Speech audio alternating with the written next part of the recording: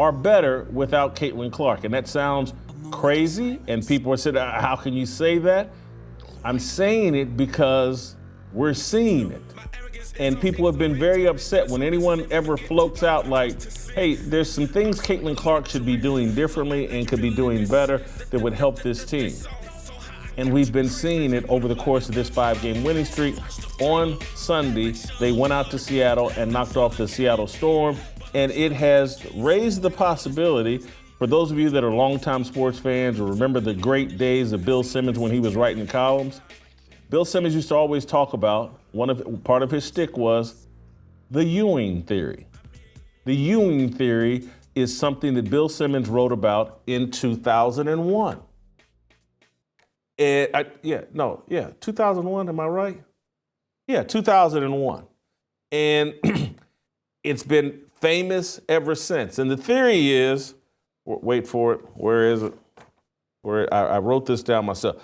Bill Simmons argues that a team may play better after losing a star player who receives a lot of media attention and fan interest, but hasn't led the team to a title. What has transpired here with Caitlin Clark? She's been fighting injuries all this year. She re-aggravated her groin injury. She's been out the last 7 games. There have been content creators, and this is where I'm going big picture and where all these other things that I'm going to talk about in this show, they're all going to connect to this. This matrix that has been built over YouTube and over social media. And there's been a controversy around the Indiana Fever all year that's kind of come to a head. People talk about Indiana Fever fans, and they brought a toxicity and they brought a darkness to the whole Caitlin Clark WNBA deal. Most of that is 1,000% misguided. It's most of it. But there is an element of truth to it. And I started talking about this last week. Started talking about it basically on Friday. Like, hey, there are 2 groups of Indiana Fever fans.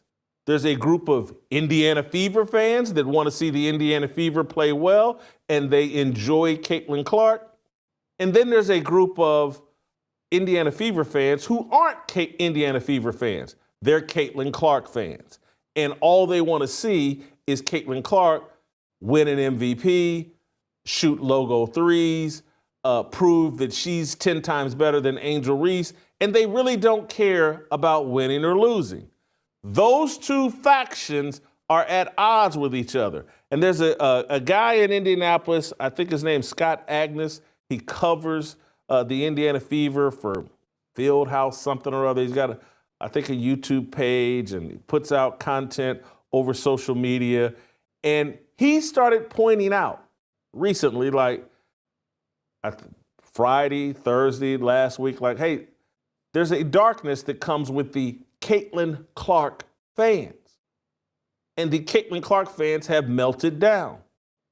And they're all upset. And a lot of them are YouTube content creators. Social media. It's the King Joe Smoke Show.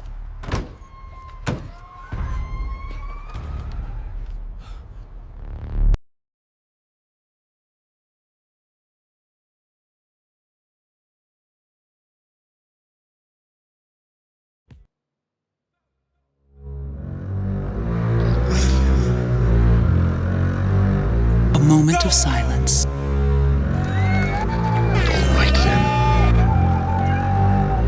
My arrogance is on ignorant, feeling so insignificant when it comes to sin. I'm so belligerent, so act like you're feeling this. This song so high, I got you craving. Wonder what level I'm on. So watch the throne, like Sean Carter, not for the KING, but look for the King of Kings. Tatted on this thigh by sleeve, with a drop blow is Kiki. Having 7 billion on Bentley, sing on Blessed Trinity. You know what? This show is gonna be interesting. It's gonna be one of those shows where you guys have been waiting to have these discussions. They're saying already that the Indiana Fever is better without Caitlin Clark. And the Caitlin Clarkies and the Clarkies once again are the villains. Boy, we're gonna talk tonight. It's your boy. King Joe. King Joe Sports Show. It's the Sports Show. Are you ready? Are you good? Thank you so much. Oh, y'all know we got a lot to get into. We got a lot to unpack.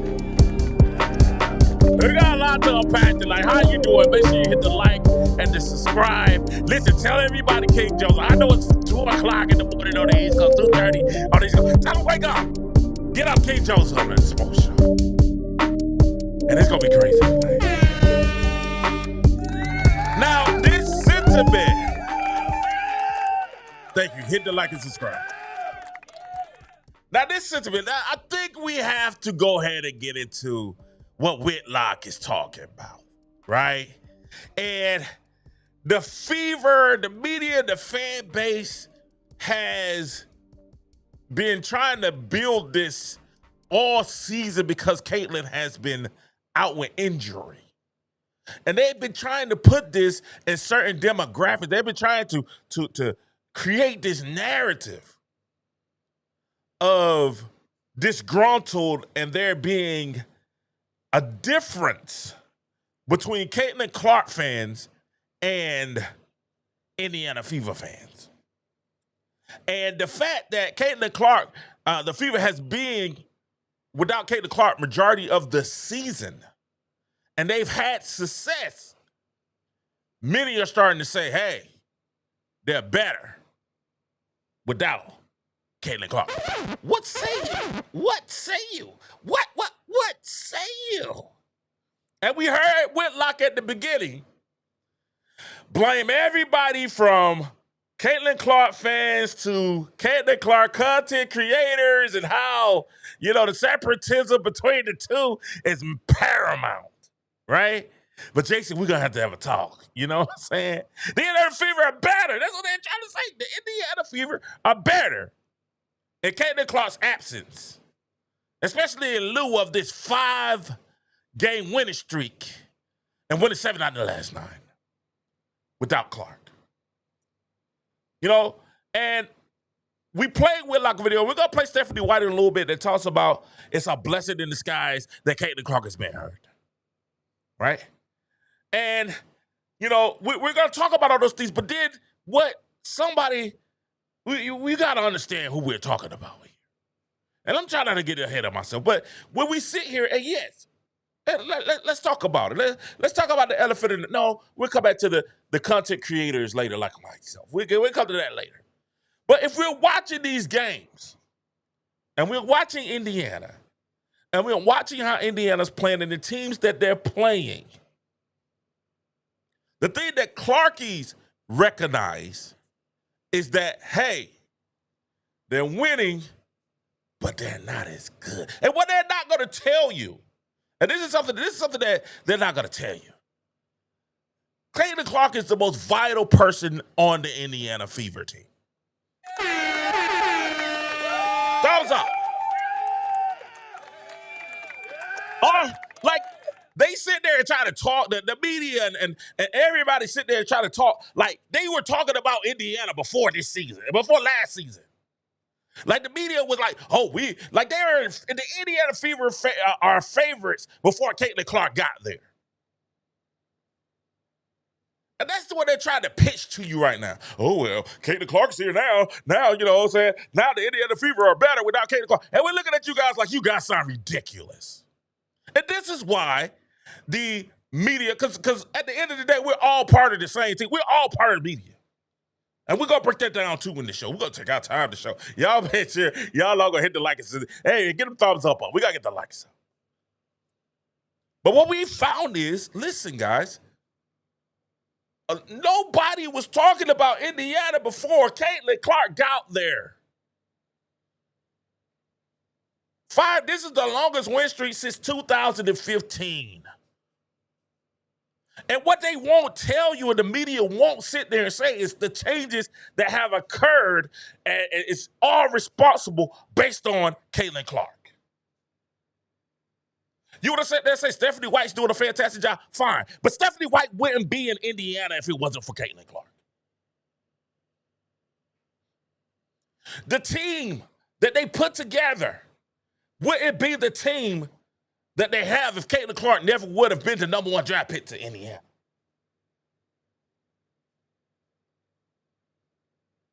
They wouldn't even have Ari McDonald if Caitlin would have got hurt.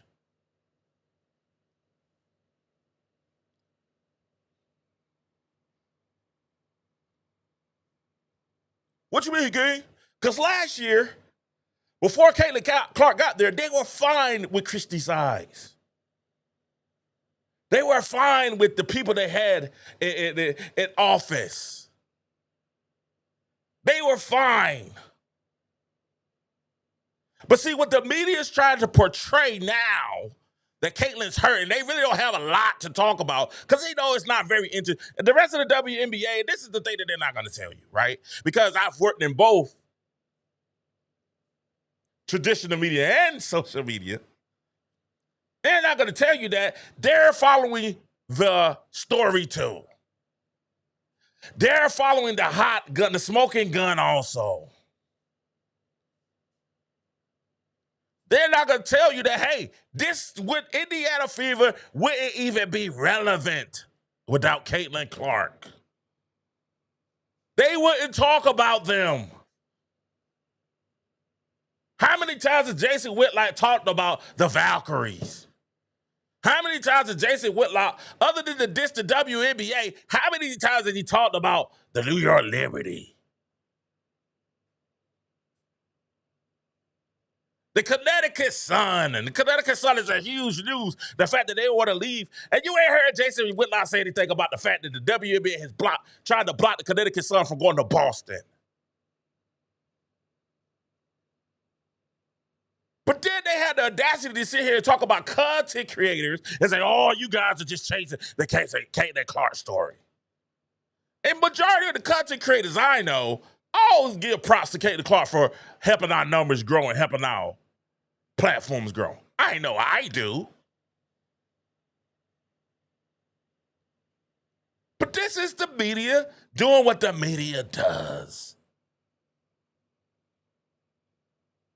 And if you ask any of these media journalists, these broadcast journalists, if Indiana is a favorite to win the championship without Caitlin Clark, I guarantee they'll say no. Take Caitlin Clark off the Indiana Fever right now, and Indiana is not a championship team. 5 games in a row, 10 games in a row, when it comes to the point, you would not pick Indiana over any of these other teams. You would not give Indiana a shot. Shoot, some of y'all ain't giving Indiana a shot with Caitlin. You would give Indiana a shot to beat Minnesota, who just added Diajina. You wouldn't give Indiana a shot to beat New York, who just added Jonquel Jones just came back, and they just added Meesseman as a free agent to go along with Brewery when she gets back from injury and to go along with Sabrina Ionescu. You wouldn't say that Indiana was the favorite to beat them in a 3-5 or a 7-game series. Shoot, you would think, I wouldn't even consider Indiana a favorite to beat the Dream or Seattle or the Valkyries.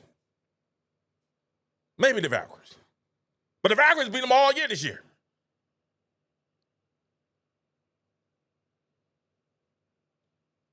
You wouldn't give them a chance without Caitlin. But here you had the audacity because what you're doing is you perpetuate the story. What you do, you're great at. Whitlock is great at writing these, perpetuating these stories. He has a history of it. We'll talk about it in a little bit. The media is great at perpetuating some type of story because right now, Indiana as a team is looking really, really good. And what they're doing, I already know what they're doing. What they're doing now is they're raising the bar. They're moving the goalposts. And the move of the goalpost is this. Caitlin Clark should win a championship in her second year. Look at her team. They played well without her. They can move, so she should be able to win a championship in her second year. That's the goalpost that they're really trying to get to. They're trying to make it incredibly difficult for one Caitlin Clark. And they try in every aspect, they try to diss Caitlin Clark fans and Indiana Fever fans. From being called racist, with the racist narratives from Phoenix and Chicago and the WNBA, from that narrative to CC fans are racist. CC fans are all white people, but I look at them black. Now it's because, we can't say anything bad about CC because we're content creators. We can't say anything bad about CC because she helps our numbers grow. Which is ridiculous. Which Jason Whitlock knows better. You know how I know? Because it's just as popular to say something negative in media, to write a negative story, which he's doing, than it is to be positive. It's Caitlin Clark, the name, is polarizing. And if you're working broadcast or journalism or media, you understand that there's nothing better than having a polarizing figure. Because why? People are going to be very passionate on either side. If they're for them or if they're against them. That's media 101. So at any point in time, we can say something negative about Caitlin and get a lot of views because people that love Caitlin are like, what is he saying? Or you can say something positive about Caitlin and get a lot of views because there are people that don't like Caitlin are like, I don't like her. She's a polarizing figure. And the only reason at this point in time that you will lead your show, Jason, First Take, or anybody else that want to comment content creators with Caitlin Clark is because she moves the needle. Because Blaze Media can't pay you not to get viewership.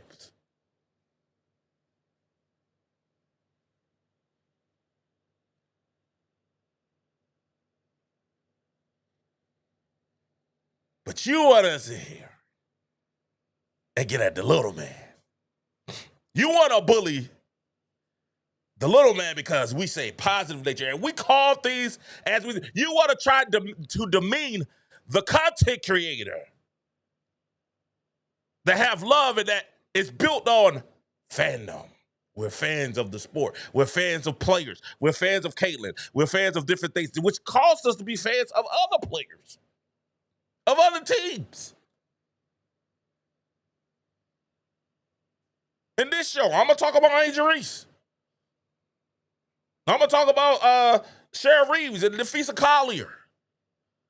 We wouldn't have done this 2 years ago. Whitlock, you wouldn't have talked about this 2 years ago. Or if you would have, it would be able to demean a man and just say, hey, these women are butchering their leg, they're lesbians and all this other stuff. But we're talking about the games. We're talking about the sports stories.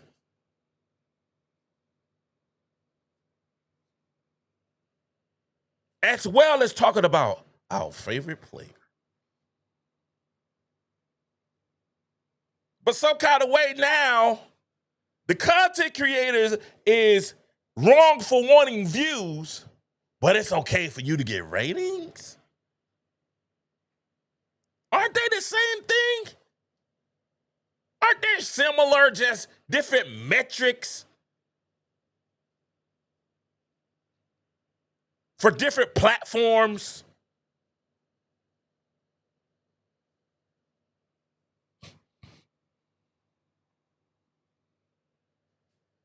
This is what we're going through. And ladies and gentlemen, stop falling for the okay.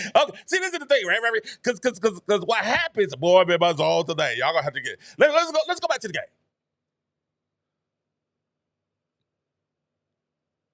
Because this is the thing, because they should say, well, the Fever are better without Caitlin Clark. But the numbers don't say so. The Fever averaged 80 points without Caitlin. They averaged 85 with her. People got on Caitlin because of the turnovers. The Fever averaged more turnovers, have a higher turnover percentage, by a couple of pins, like 18.1 or 18.7, without Caitlin. They're turning the ball over more. Even their defensive win share is not as high as people try to make it out to be. So what are you talking about? Aaliyah Boston is scoring less without Caitlin Clark.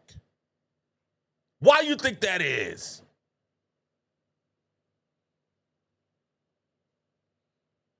What's up, Get Up, my darling? How are you? Good to see you.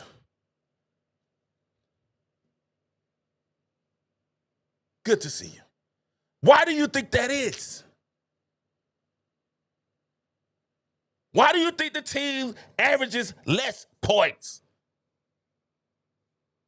Why do you think, other than Kelsey Mitchell, whose scoring stayed consistent, but she started to drop now? If you watch the last 3 or 4 games, guess what's happening? Teams will start to say, okay, wait a minute, we need a game plan for Kelsey Mitchell.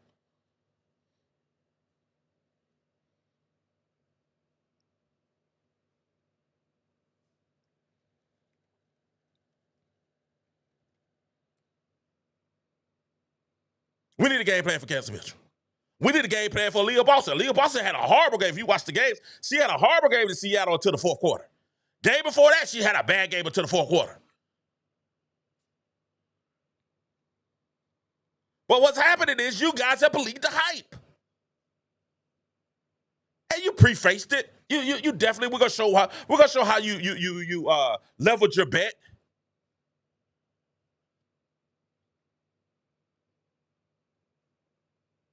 Last game against Seattle, Kelsey Mitchell shot 18%. Scored 9 points.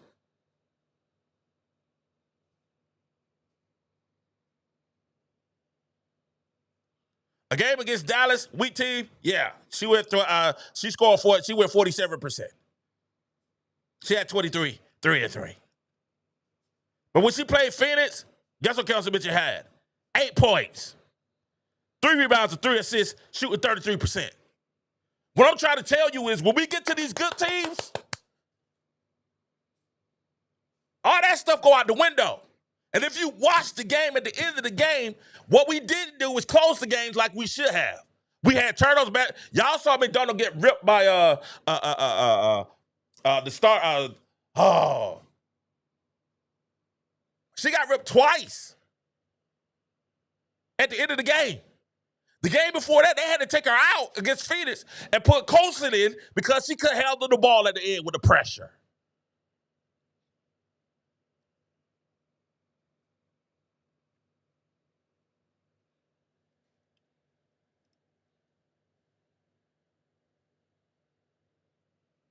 We watch these games.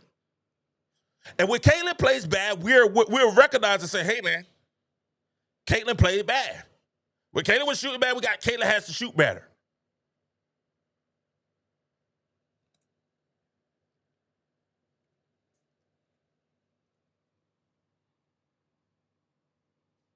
But we watched at the end of those games. Skylar Diggins.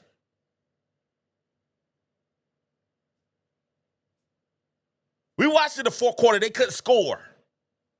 And Seattle just missed threes. They missed wide open threes. They missed 3 of them back to back to back. And what we're trying to say, and what we're saying, because we are Caitlin Clark fans, and we know that we're not about a narrative, we call it what we see over here. We're sitting here saying, okay, cool. Seattle scored 76 points. 74. That's not that average. Well, they're playing, Indiana's playing better defense. Okay. But guess what? These teams in the playoffs, and one thing he did when he hedged his bet, he said, hey, these teams aren't playing as hard with Caitlin Clark. They're not playing as hard against the Fever without Caitlin Clark than they're playing with Caitlin Clark plays. And I'm glad he said it because that's the truth. Man, when Caitlin Clark get off the bus, they're guarding Caitlin Clark. And I've been asking people, I said, yo, why aren't they guarding Ari McDonald like they guard Caitlin Clark? As soon as you get out the bus, they're guarding Caitlin Clark. 90 feet. They're letting Ari McDonald get past all the way down past the half court line before she picks up, 3/4 of the court. And I've been asking, and guess what? It's not until the end. Even my wife said, King, dog, like, when we saw the Seattle game, she's like, well, where is that pressure all game? I said, that's what I've been asking. Seattle turned it up a notch.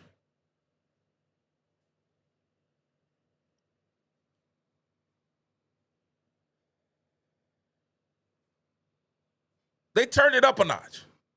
And a win is a win, and I'm happy. And this is the thing that people are saying. And we're just saying, as Caitlin Clark fans, you guys keep saying, well, they're better without Caitlin Clark. And we're saying you guys are crazy. Now, all of a sudden, we are beefing with other Indiana Fever fans because we said you guys are crazy. We're not beefing with Indiana Fever fans. We're beefing with you and your analysis and your thought process.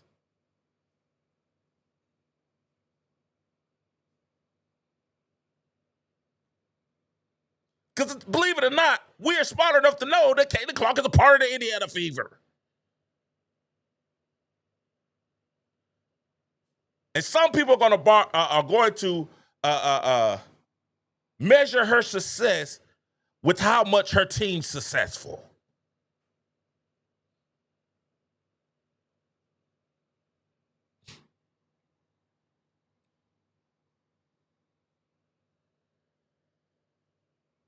They continuously try to pit Indiana fans against one another. This is what listen to what Whitlock had to say. Go to split screen. Let's listen to what Whitlock had to say. Play it. People very reluctant to say that because they will pay a price on their social media channels. They'll be derided and ridiculed, I think. I want to play. I just want to play Stephanie White here. This is after yesterday's game, saying that Caitlin Clark's injury was perhaps a blessing in disguise. Let's play the clip. I think it says a lot about this group. I mean, we've got a deep team. We've got a great mix of veterans who have been in this league and who understand the ebbs and flows and who understand, that injuries are a part of it, and young players who continue to grow in their role, continue to gain confidence. I think I said it early when C was out the very first time, while we don't like it, sometimes it can be a blessing in disguise because everybody else finds themselves, right? And no one is afraid to make the big play, offensively or defensively. And so I think it's just, we got a really good group that's unselfish, that want to win, that play well together and for each other. And when one person doesn't have it, somebody else does. And I think it makes this really, really difficult to scout when that happens. And so I don't want anyone to think that I'm distancing myself from this. If you remember, I've been critical of Stephanie White. 2-3 weeks ago, I started backpedaling and apologizing because I could see what she was trying to do, and she was dead on right. And I know that I have the freedom. Here we go. Because this isn't easy. I have the freedom because I've built a long, successful career, and I'm not starving financially. I have the freedom to say, you know what, I just got to deal with the consequences. People aren't going to like me. I'll lose subscribers. The videos won't do as well. I have that freedom. And that's, first of all, that's bull. That's malarkey. The video's going to do the same because she's polarizing. And your career has been built with Mr. Whitlock. I followed your career. Your career has largely been built on writing and broadcasting and talking and making some positive and a lot negative. You know what I'm saying? I don't want to judge you on what you write. You write what you write, man. It's all good. I actually appreciate what you write. But large of it was because you went after people like Jordan or you didn't like Jordan and said Jordan was an imposter. What did he say? He's a fraud. He said Michael Jordan was a fraud. Dog, Wick. We saw you go against Kaepernick. We saw what that's kind of largely what you built your career on. And it's cool. We appreciate it. I like a good villain. I'm sometimes the villain myself. That's why I'm in the black and white. I'm in my dark night. And we like a good villain every now and then. It makes things interesting. But don't be a hypocrite, though. Go ahead, let him speak. Jesus. And it's much tougher for you all. But if the Indiana Fever are actually going to win a title, if they're going to be able to, because these teams are always volatile as it relates to chemistry, but these female teams, when it comes to chemistry, locker room chemistry, it's really volatile. There's a woman for the Phoenix Mercury, Satu Sabali, great young player. She just quit. She basically on the Fever because she got benched. She just quit. I'm out for personal reasons. Same thing that happened with. Now the coach came out today and said that's not true. He said that she did some personal time. It wasn't because she had got benched. Now that's what the coach said. I don't know how true that is. That's what the coach said. Now if she did get upset, it probably is because of DeWanna Bonner. Go ahead. DeWanna Bonner, who was on the Indiana Fever, she got benched. I'm out for personal reasons, forced to trade. They just quit. The chemistry on these teams very volatile. And if the players who are interested, this is the first time they've ever gotten media coverage. This is the first time they've ever been relevant on social media and on YouTube. They're looking at this stuff themselves. And when they hop onto YouTube, like young people do, hey, what's everyone talking about? And all they see is, you can't do it without CC. CC this, CC that. And no one ever pointed out like, hey, man, CC is great. But if she doesn't tweak some things, we're not going to reach our full potential. And those girls on her team, from Kelsey Mitchell to Natasha Howard to Aaliyah Boston to even Lexi Hall and Sophie that love her, all of them, they all got a set of eyes. They know the game, and they look at the film, and they're like, man, we just jogged up court, and before we could even get into an offense, CeCe's jacked up a 33-foot three. And I know the fans love it, but it's bad basketball. Can't build a team around that. Now, wait, stop. Now, wait a minute now. He comes and says, we can't build a team around CeCe driving and pulling up a 35-foot three, right? But this is the thing that Whitlock, you gotta understand. The Indiana Fever should be building the team around Caitlin Clark. Do you understand what I'm saying? Around her strengths.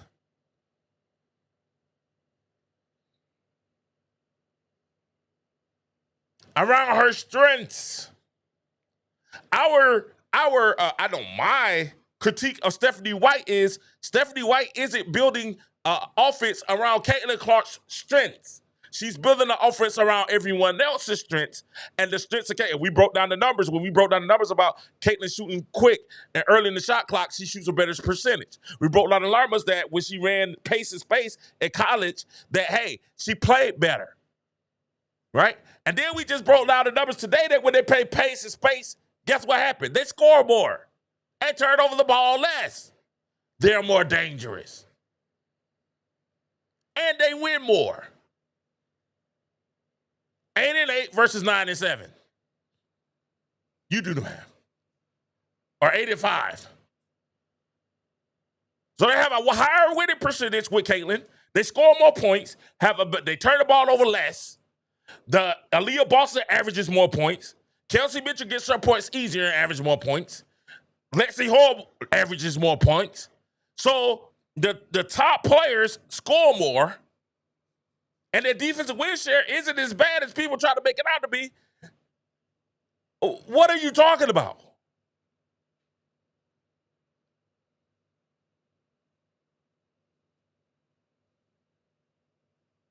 Let them rock. Let them cook. And no one wants to talk about it. And so they start thinking it must be racism. Everybody's protecting the little white girl. That's what they think. They don't understand that the content creators have a financial incentive to avoid the truth as it relates to Caitlin Clark, as it relates to the Indiana Fever. You see what he did? He blamed us like we don't know, like we're not content creators. You know what I'm saying? This is amazing. Like, this is crazy. He said the content creators, right? Like he's not a content creator. Bro, you're a content creator too.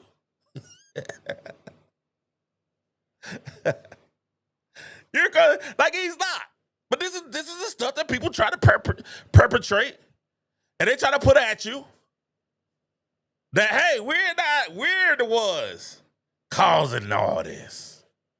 We're causing the dark. The content creators are the blame for the dark cloud. Let it ride. Let it ride. They don't fully grasp that. And they do. And it's, as I unpack these other things, the algorithms aren't built to protect this little white girl. They're not.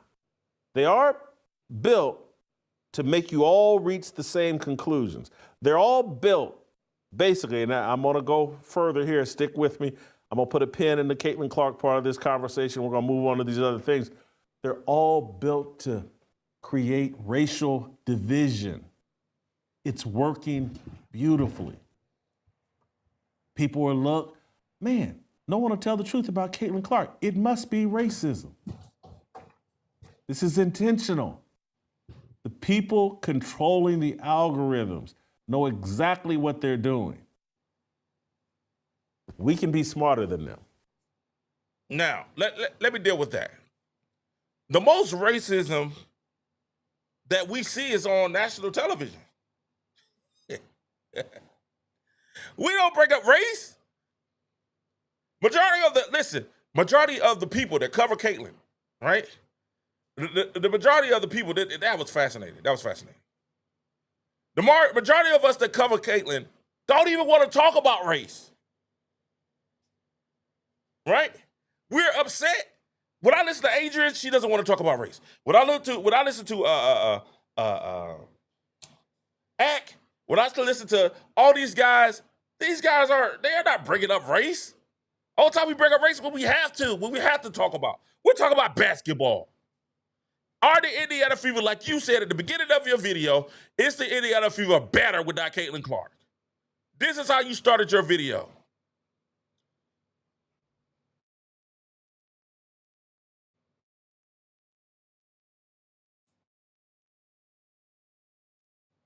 This is crazy, though. This is how Jason Whitlock started his video. I just want you guys to hear how he started this video.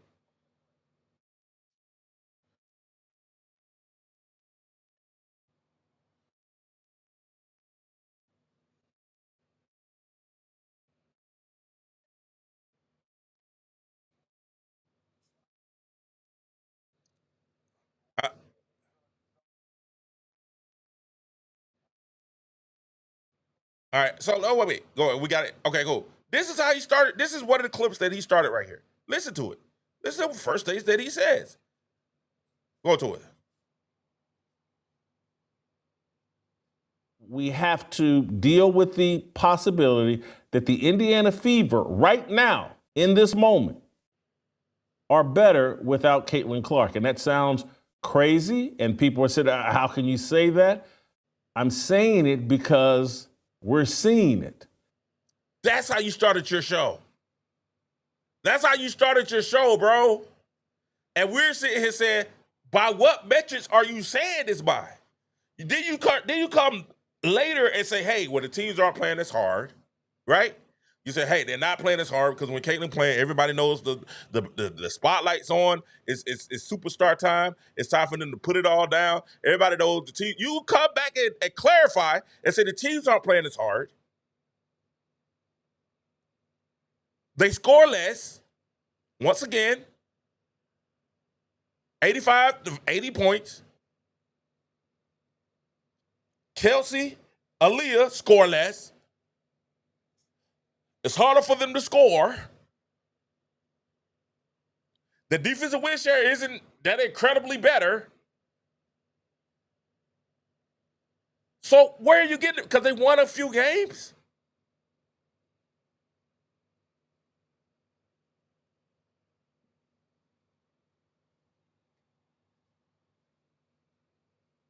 But we're the one that just want clicks, though.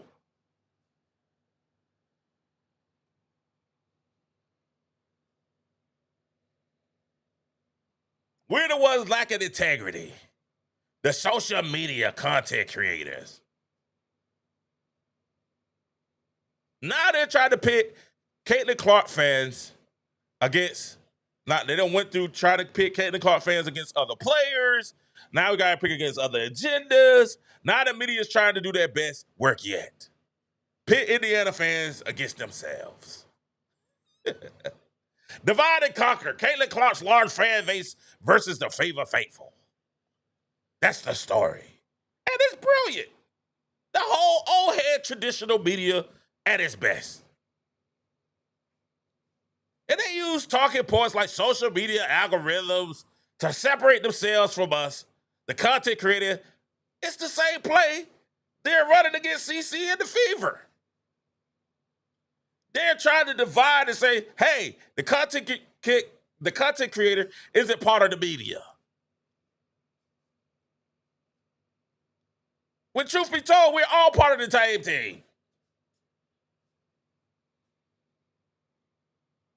Because if you break down the components within media, you have journalists, editors, producers, and influencers.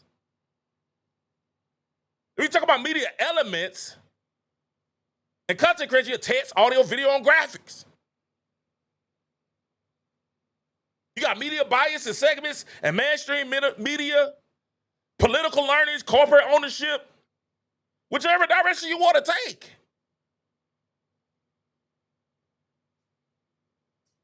So when you talk about content creation, you talk about text, article, blogs, captions, scripts, and written storytelling. If you want to talk from an audio standpoint, you're talking about podcasts, radio, voiceovers, and music. Visuals, graphic designs, photos, infographics, memes, static images. Video, you got TV broadcasts like Fearless with Jason Whitlock. YouTube content, social media reels, documents, films, movies. You got interactive media, polls, quizzes, VR, AR, web applications.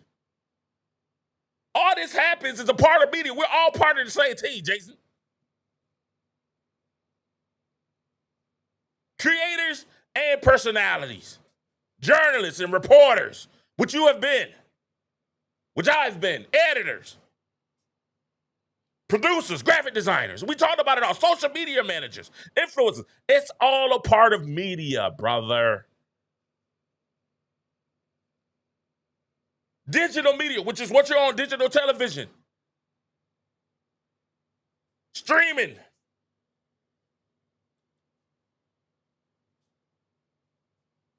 Whatever you want to do. We can talk about technology, infrastructure, from cameras to microphones. We can go all that. We're all part of media. And the way that we judge our media is by consumption. We want consumers, readers, listeners, viewers, and subscribers. Just like you do.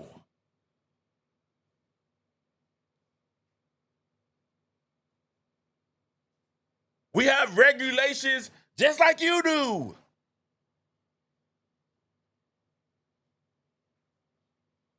We try to have I try to have ethical standards. I want to be truthful, fair. Bias. Avoid misinformation. Avoiding bias and misinformation. We're all a part of these tactics to put ourselves on a higher plateau or separate yourself from the rest. You sound like you're better than us. You might be more accomplished. You maybe have more opportunities, Jason. Mr. Whitlock, but you also had a lot more failures.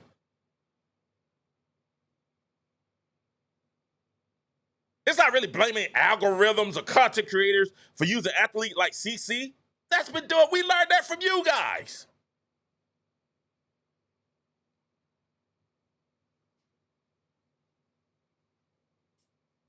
We saw you go after Colin Kaepernick. We saw you go after LeBron James. We saw you go after Michael Jordan. We saw this.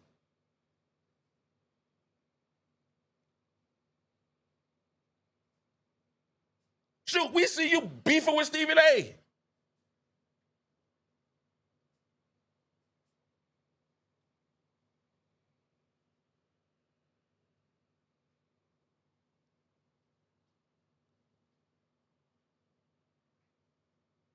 If you have such a problem with content creators and that, get off our platform. Go back to digital television. Just stay there.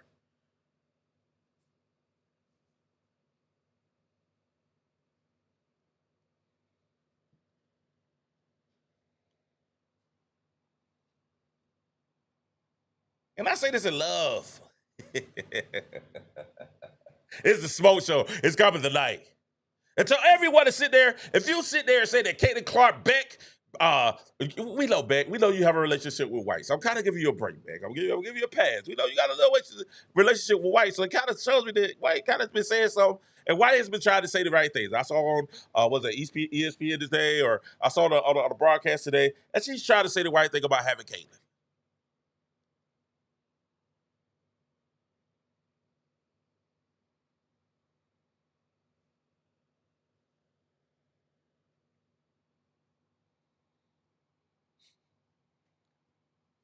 But let's not be honest.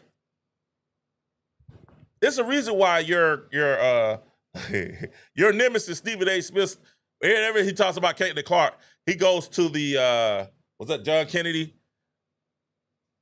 Rise the tide, lift all boats. There's a reason why he goes to that quote.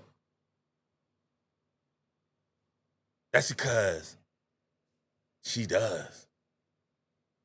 Not just for King Joe and the King Joe show, but for Jason Whitlock and Fearless also. And none of us are scared to critique Caitlin Clark. We appreciate the brilliance of her. When she shot bad, we would say, Caitlin Clark was 1 for 23. All right, that's not great. She has to shoot better.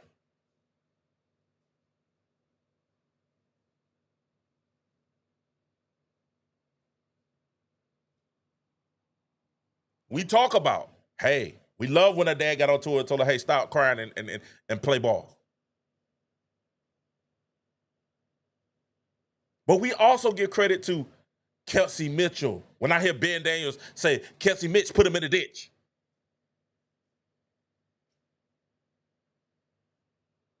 Or when I see other people talk about Aaliyah Boston and how great Aaliyah's been playing.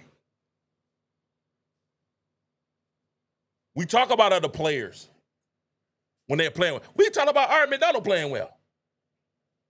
I was on Ari McDonald head because Ari McDonald was playing poorly. But let's not get it twisted. When it comes to playing these big teams, you're going to need every point you can get. And at one point this season, Caitlin was averaging 20-10. That's crazy to me. 20-10-5.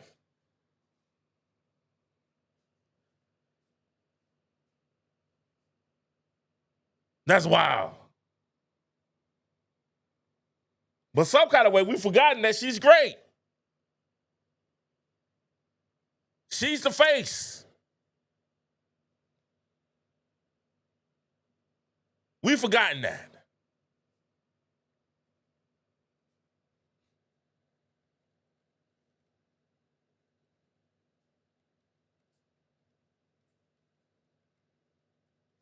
We've forgotten that she's the face.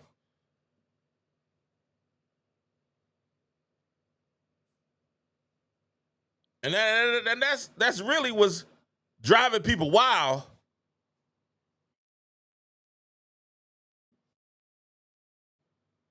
You got to understand who she is. But guess what? You're going to turn because you like to turn on the faces. When you hear something like Sophie Cunningham say this. He like pisses me off when people are like, she's not the face of the league. Who would be? What? Sabrina? No. No, there's really good, well-known people in our league. I'm not discrediting them. Like, we have a lot of badasses in our league. Yeah. Like, hell yeah to that. I'm all for that. But when people try to argue that she's not the face of our league, Yeah. or if our league would be where we're at without her, you're dumb as shit. Yeah. You're literally dumb as That's what I'm trying to tell you. And when you sit there and say, and when you sit there trying to say that the team is better without Caitlin Clark,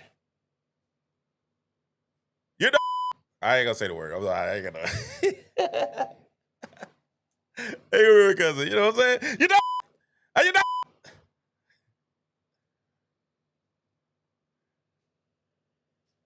That's how we look at you. Because we know better. The team is running fluid. It's cool. They're playing good. They're playing great. I told you it's Miyagi, though.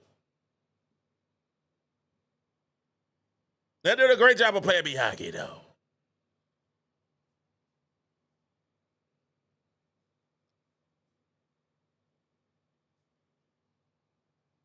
Great job. But when they get down to it, these teams can score.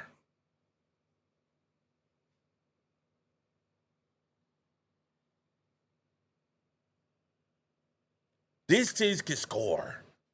When you get down to the top teams, this is what you got. You said if you wanted to win a championship, if you take Caitlin Clark off for the Indiana Fever, they're not championship contenders.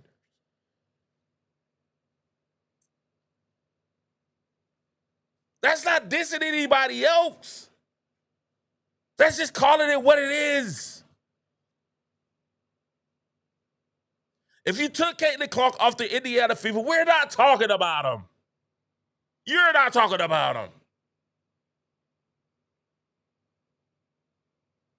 That's the reality.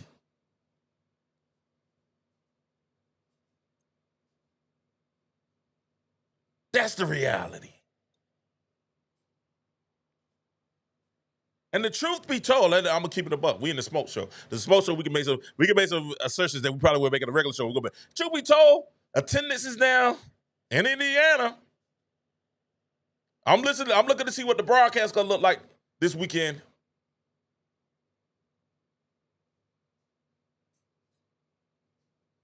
People are watching just to see Caitlin how she act on the sidelines. That's why the broadcast, Caitlin ain't playing, but we still get a montage of Caitlin Clark stories throughout the whole entire game. Look at Caitlin walking in the stand signing autographs. Look at Caitlin over there coaching the game. Why? Because media knows. They want the eyeballs. But for some reason, us social media content creators don't want it. We're wrong for wanting it. Our channels, you're right, our channels depend on it. We don't have big marketing budgets. We don't have people behind us telling us what to say and how to say it. So a lot of us, like me, started it because of the love. I didn't start talking about WNBA because of the WNBA. I started talking about WNBA because of the players. I love sports. Ladies and gentlemen, my name is King David Jordan, and I want to be your sports commentator. I want to be the guy that you go to get your sports takes, to have a good time, to educate you, to inform you, and to entertain you. And if you would, hit that like and subscribe, because we're going to keep it funky with you all the time. Like it, hate it, love it, I'm going to keep it honest with you. And I want to have the conversation. Ronald, thank you. Get up, my darling. What's up? I want to have the conversation with you.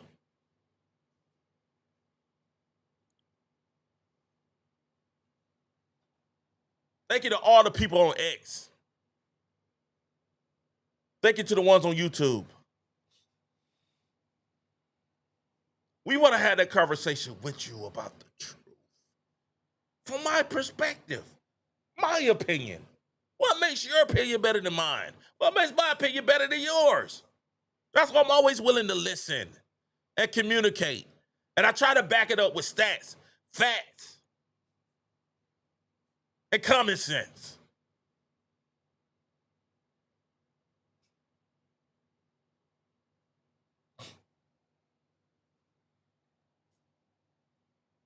And then sometimes we gonna troll because I'm a fan.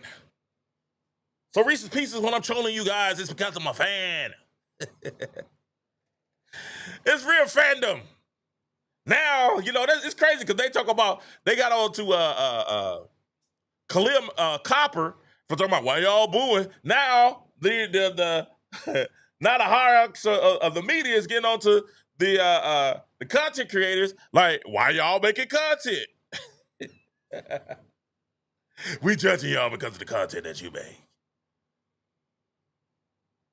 But you're on our platforms. But this whole YouTube start coming, these same guys that's on here now that's talking all this noise, right? These same guys was too good to get on the YouTube platform. They used to make jokes about cats on YouTube. A YouTube show.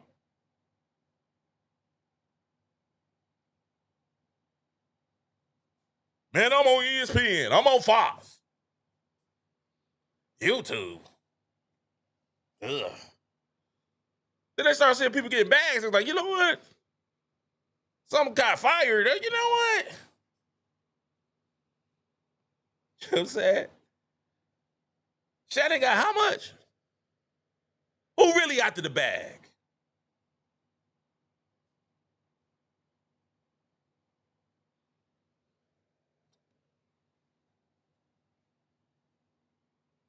I'm on digital. I'm on Sirius XM. I'm on ESPN. I am on Fox News. YouTube. I don't want them to YouTube. Now, not all them jokers on YouTube. That little YouTube podcast. That's what y'all used to say. I remember. I worked in the media. YouTube. Little YouTube podcast. You want me to do a podcast? Twitch. What's that? Discord. Huh? That's for the kids. It's Whitlock said it today. The young guy. You're right. We follow, but guess what? We sat on TV and watched what you guys said and said, hey, man, we can offer something. And I appreciate you guys for coming and saying, hey, man, I don't have the numbers of Whitlock. I don't have the numbers of any of these guys. But I appreciate the ones who take their time, the community that take their time to listen to me at 3 o'clock in the morning, 3:30 in the morning. They listen to me at 12 o'clock in the morning. They listen to me across seas, all over. I love you guys for doing it. And I'm going to give you the best if I got 2 people watching or if I got thousands of people watching.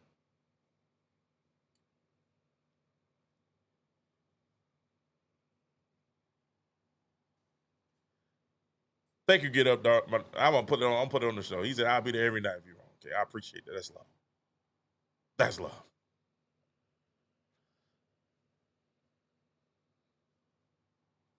But this is what they're trying to tell us. They're trying to tell us not to talk. They don't want. They're trying to build up, beef because the beef with Angel Reese didn't work. The racism agenda didn't work. Now they're saying, hey, the only thing we can do now, Indiana against Indiana. Caitlin Clark fans against Indiana. They're just trying to perpetuate some type beef. There got to be some type issues. We don't want 5 games in a row. Most of us are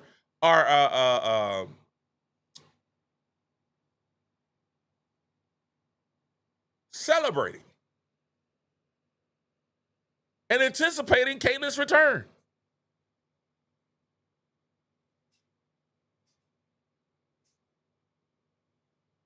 We're really interested to see how farther along they would be if Caitlin hadn't gotten hurt. And you sit there and say, well, her pulling up, jacking up from 3. That's not how you build a team. Caitlin doesn't do that the whole entire game. Y'all act like she sit up there and shoot 50, 30 footers all game. No.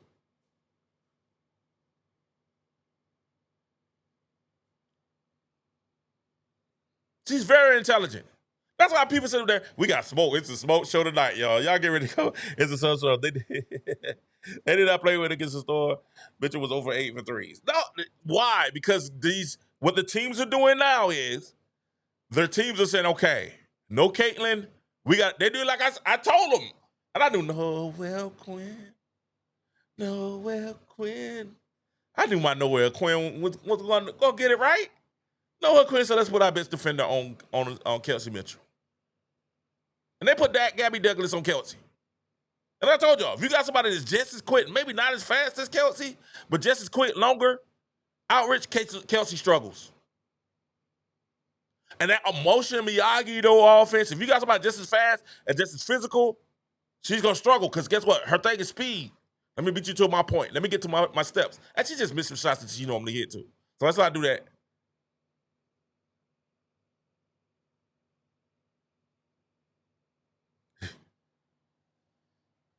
She's missing shots. But this is what we're trying to tell you. She's streaky. It's easier when you're running 60-foot getting layups. You see the bucket go in 2-3 times a game. Now your shot starts to fall. Or you one-on-one and you dancing. I've been saying it all year. I've been saying it all week. I say, hey, man, if I'm a coach, the first thing I'm doing is I'm trapping Kelsey Mitchell. She's the focal point. Because if she's not scoring, guess what? They're not scoring. And guess what? They scored 70 points? 76 points.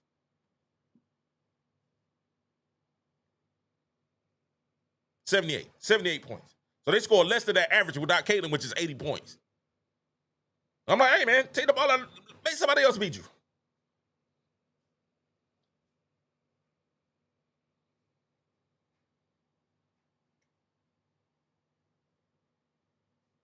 Make somebody else beat you.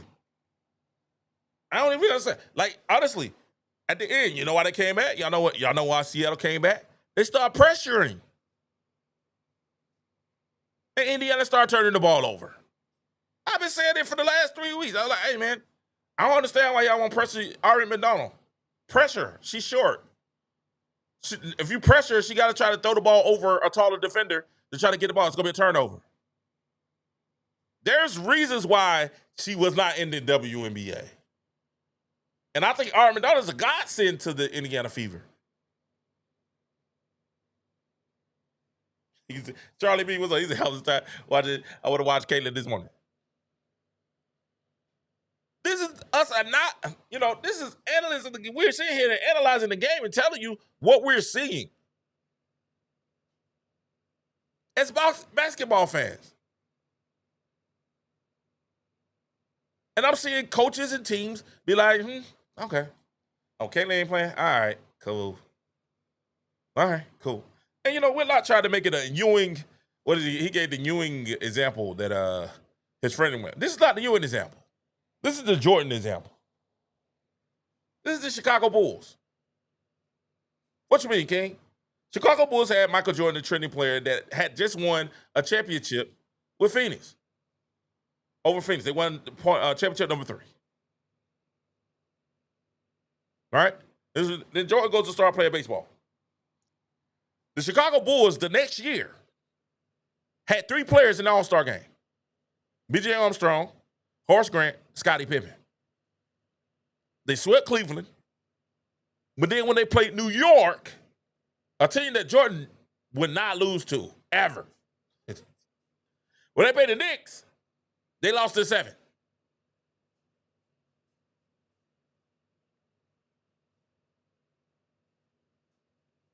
Now, Scottie Pippen that year averaged 22, 8 and 7, something like that. But they lost to 7. They still was a good team. Phil Jackson, that really, to me, was one of Phil Jackson's greatest coaching situations.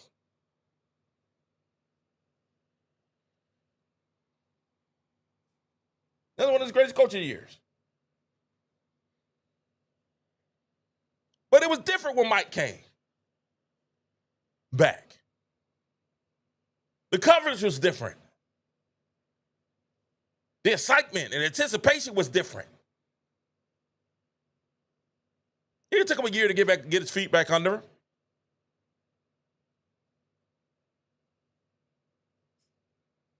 They lost Holt Grant that year. Came back and got Dennis the Nets. And guess what? They went to work and broke the record. 70 wins. Why? Because Mike was back. And Jason Whitlock called him a fraud.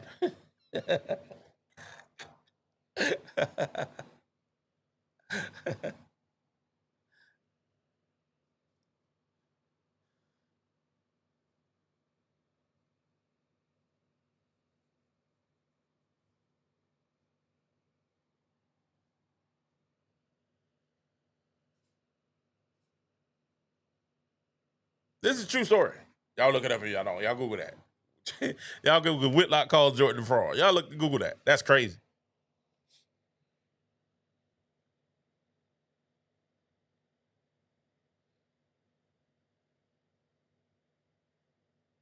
But this is the thing that this is where we at. Thanks, Alonzo. I appreciate it, Mr. Savage. I appreciate it so much. This is what we have. And guess what? Chicago was a great team, a good team without Mike. Playoff team. Had an MVP candidate in Scotty. But guess what? They're one of the greatest teams of all time with Jordan.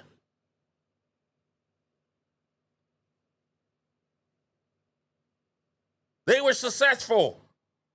But when they got with Jordan, they were champions. They were a dynasty. Because he was that good. And there was times where Jordan said, hey, man, we're not running the triangle. Let me get it.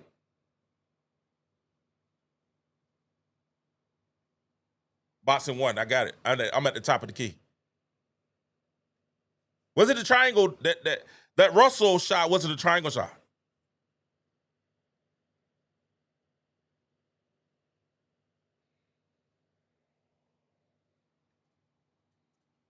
And this is what this is why the issue is, and this is what the Clarkies and CCs have been saying is, hey, you have to build around the transcendent player, put her where she's going to be the most successful. Y'all know what some commentator said? Kayla should play off ball. And we looked at them like, what? Huh? She should play off ball. They Ari McDonald bought right away. What? What?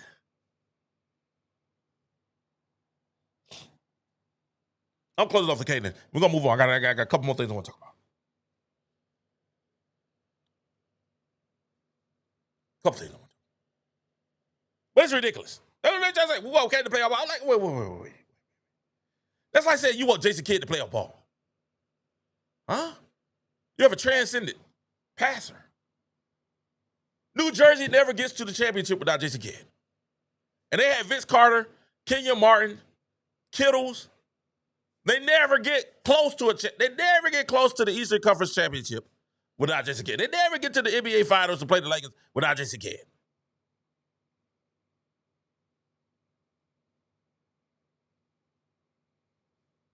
Get the ball to Jason Kidd's head, let's run. They just so happened to run into Shaq and Kobe. People forget that year. That year that the New Jersey went to the championship and played the Lakers. Jason Kidd was phenomenal.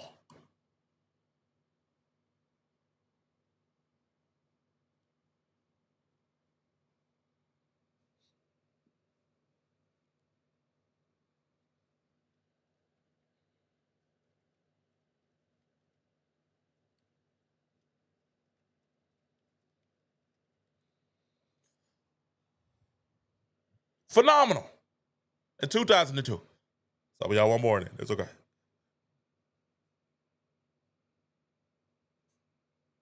The New Jersey Nets team in 2002 was phenomenal.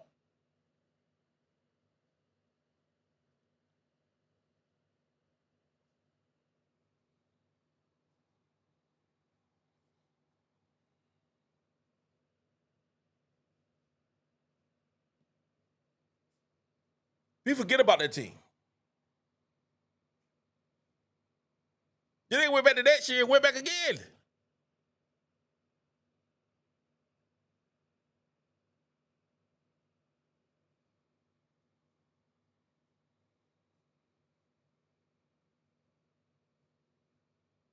Go look at that team with the New Jersey names.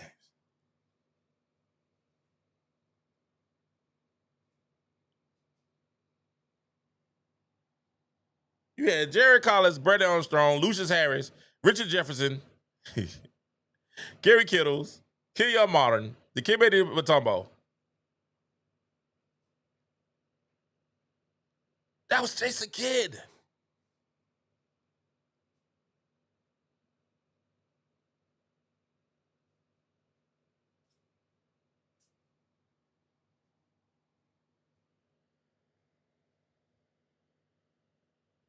Man, y'all,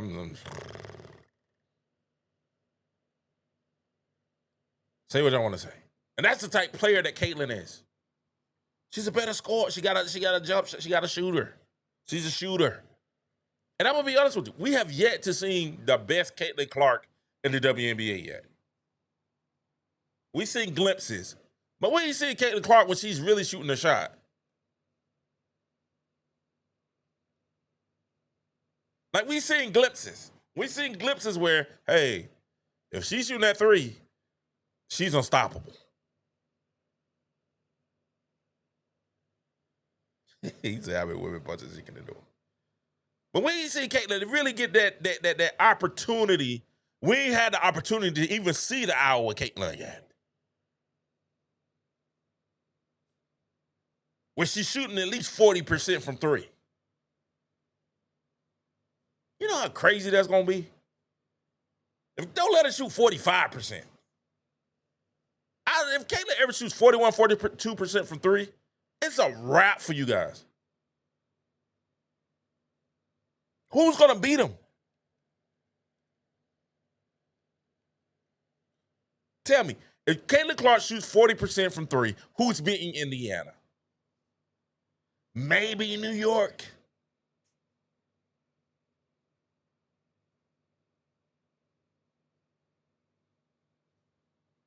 And y'all got to stop this. We in the smoke show tonight, man. We taking our time tonight. I hope y'all good. Thank y'all so much for joining me tonight.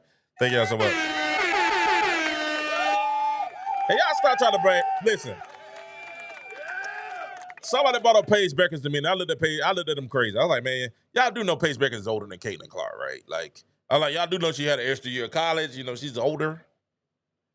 She's older than Caitlin. You know what I'm saying? Oh, no, she's still just rookie. I said, okay. I was like, listen, man. I get it. I get it. I get it.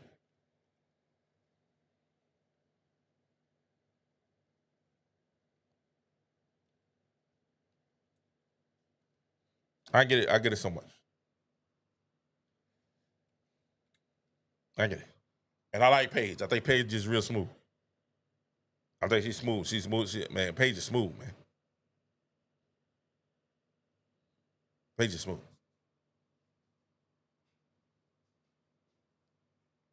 Very much so. Well, they try to compare that to Caitlin, and I think then we got to start being like, okay, we got to stop this.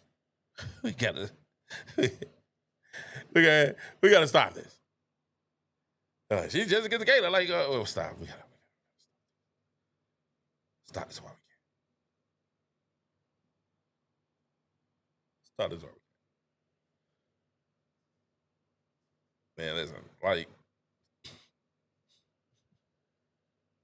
And I'm just saying, like, Enrique with Paige. Listen, Enrique with Paige is averaging 15 points. This is the lowest. This is one of the lowest of her career. She's averaged for her career 20 points a game. Right? She's up in assists. She's down in rebounds. She's down in field goal percentages. So she's averaging 15 points, four assists, and shoot 31%, 36%. She's been hurt in and out this year too. But let's not understand. Let's not get it twisted, man. The one time Enrique played with Caitlin, she went for 34. See, the time Enrique played with Caitlin, it was like 34. You know what I'm saying? MVP. That's just the type. That's the type. You know. That's what we bring to that. You know, they was guarding Kaylin 90 feet like they do. Enrique went for 30, 34. And Kaylin didn't have a go to game. So what did Kaylin do? Kaylin kept passing, get her the ball. Let her shoot. It's Enrique. You know what I'm saying? With Paige Beckers, we thought Enrique got traded. Cut it felt like it was Diajina. We thought Enrique got traded. I like they said Enrique gone. And she still might get traded before Thursday. It's like Enrique's not in the game. I was like, Enrique getting traded. I was like, man, we gotta look and see who's getting traded. Somebody getting traded. They ain't playing it. It'll be Diajina. Diajina. It'll be Diajina. That's hilarious. Y'all stop with that. Stop with that Paige Buckets versus Kaylin. Nah, stop that. Y'all forget Kaylin was the last one put out of the playoffs. You know what I'm saying? And you got the last person be in the Final Four was who? Katie Clark. You know what I'm saying? Katie Clark. And Iowa Buckeyes. And the Hawkeyes. You know what I'm saying? But that's what I'm trying to tell y'all, man. Like at the end of the day, y'all gotta stop this. They're looking for a comparison, somebody to compare. I told you it's gonna be Joe. It'll probably be Juju. If Juju comes back and she's, you know, as we think she's gonna be like a really, you know, that's what things are gonna really pick up back again. Juju.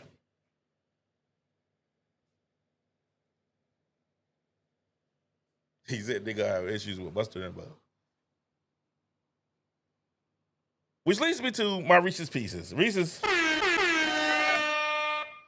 They've had a and I don't know if I can play the clip because y'all know ESPN be on some different stuff. Maybe I could put it in a way where it's not. Maybe I could play it in a way where I don't show anything. ESPN asked the question, and this is one of the fans. They asked the question: should Angel Reese be shut down for the rest of the season?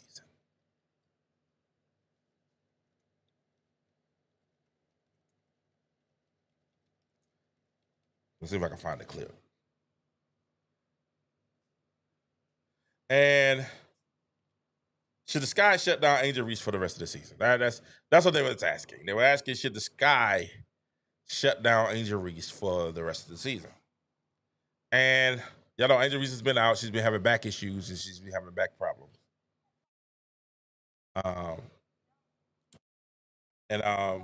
Let's see if we can get it in. And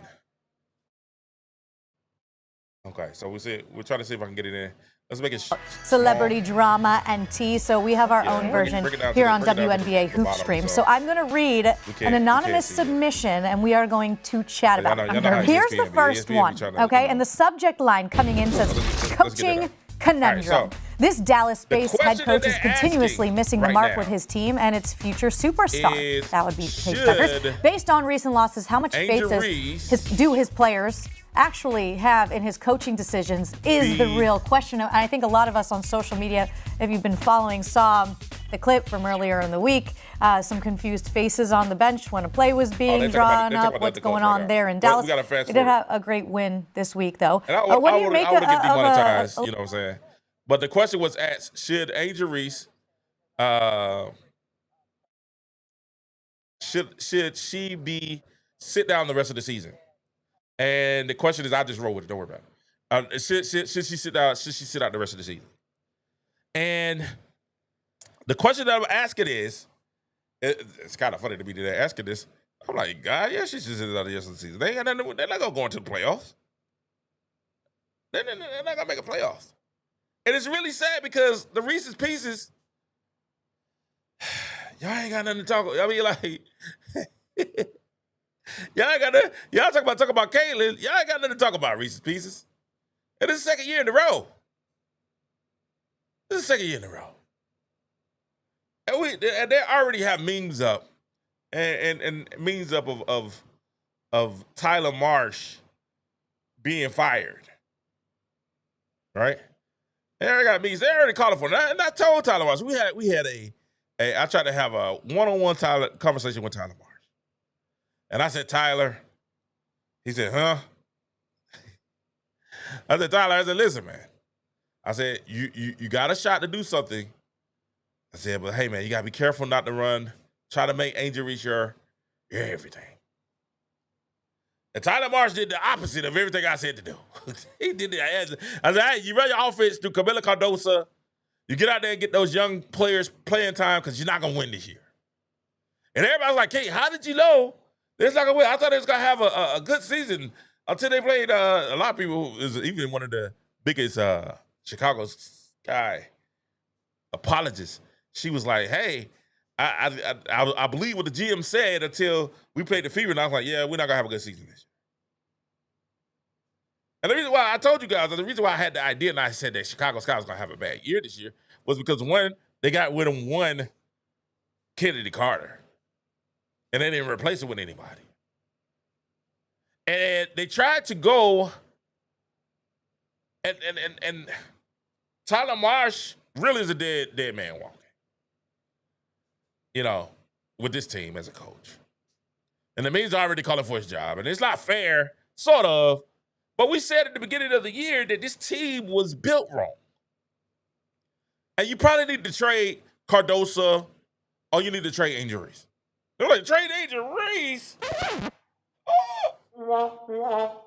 Yeah, you probably need to trade Angel Reese. But that's the only reason people watch Chicago's Angel Reese. And I agree. The reason why Chicago gets average viewership is largely because they want to see Angel Reese. But I was telling them from the beginning, hey, you did not play through Angel Reese. The reason pieces had a fit. King, you don't know what you're talking about. King, what you saying? What's it? And I was like, yo. I said, Angel Reese is a piece. She's not the piece. That's the difference. Indiana's trying to treat Caitlin like she's a piece. Not understanding she's the piece. Angel Reese is a piece. She's not the piece. Right? She's a piece. She's a rebounder. Get off that glass. She's Ben Wallace. Dennis Rodman. Draymond. That's what Angel Reese is. She's a hustler. Makes the dirty play. Right? But she's a part. She's a piece. You can't build around her. She has to be one of the players that's built around someone else. And I was saying, hey, maybe Cardoso's 6'7", 215, soft hands around the rim, can run the court like a gazelle. Maybe you might can build around Cardoso. But they said that Cardoso doesn't have the temperament. I do think Cardoso needs to get a little bit more serious about it, more mature a little bit. And I said, listen, the problem that's going to be with Chicago is they can't score. Same thing with Indiana, right? Be good teams. You play good teams. When you play New York, you got Sabrina Sabrina can give you 30. She up there, she can give you 30 on a given night. Sabrina can give you 20, 25 on a good night. Stu can give you 20, 25 on a good night. Jonquel can give you 20, 25 on a good night. That's 75 points right now. Right? So, and then we hadn't even talked about now they have Meesseman. Oh my God.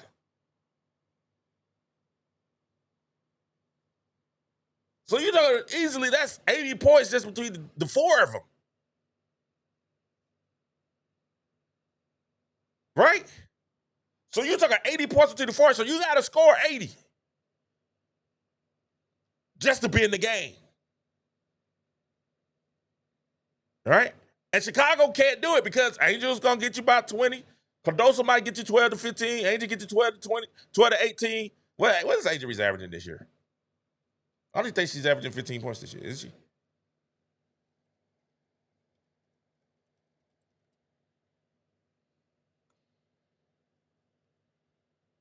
Let's look at Angel Reese's averaging points. Let's look at Angel Reese's stats.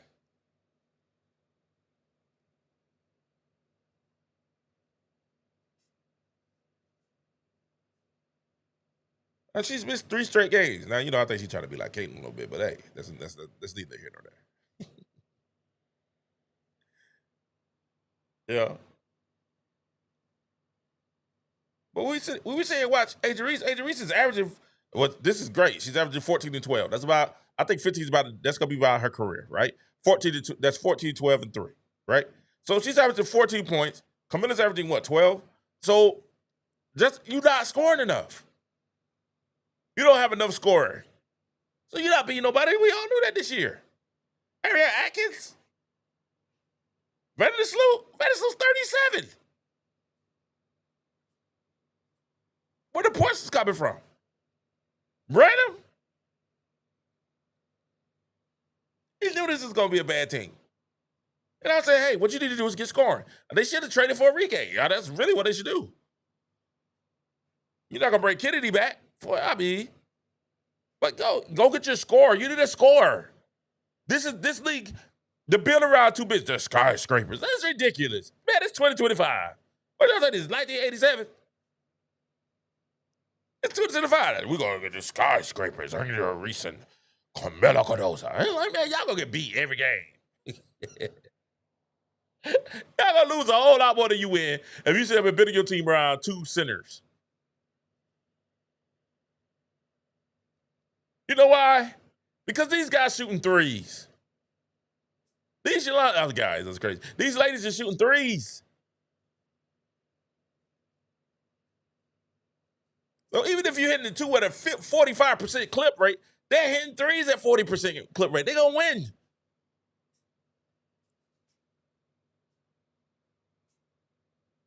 It's just simple numbers.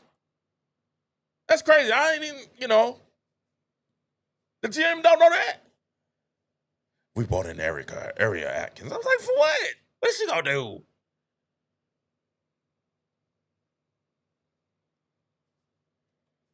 You may get you a young player that can score.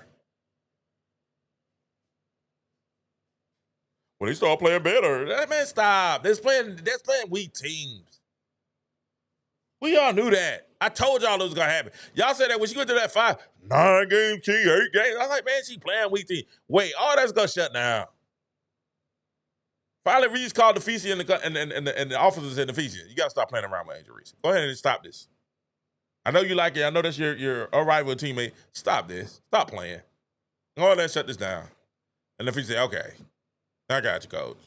And it was nothing. Back to 4 for 12.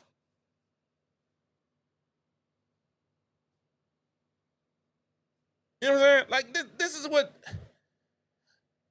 we was trying to tell y'all. In Reese's Pieces, I told you it was going to happen. You know what I'm saying? I'm not laughing at you, but I'm laughing at you. Like I told y'all it was going to happen, Reese's Pieces.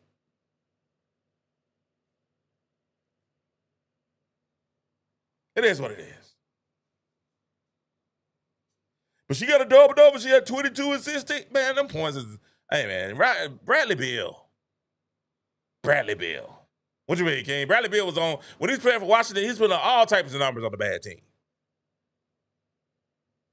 When we need you to be that guy, it's not. Fourth option.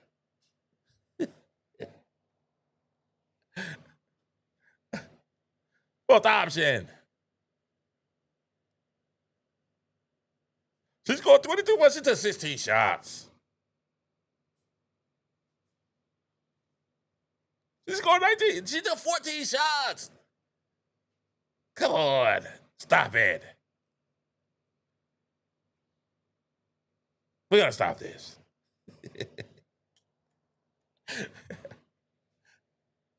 And so this is the second year in a row that this shit Angel Reese down. The second year, last year. It's like she got hurt. Now, I'm hearing that back injury is injured. Now, listen, let's say this. Now, I'm making jokes, and I'm having fun with the Reese's Pieces. But, Alonzo, real talk, though, like, the backs ain't nothing to play with, dog. I see cats have to retire because of back injury. And be like, you know what? I'm good. I ain't even... Listen, I had... Back pain is some of the worst pain in the world. Can't nobody tell me anything different. You know what I'm saying? Can't nobody tell me anything. If you got back issues, that's just... It's a problem.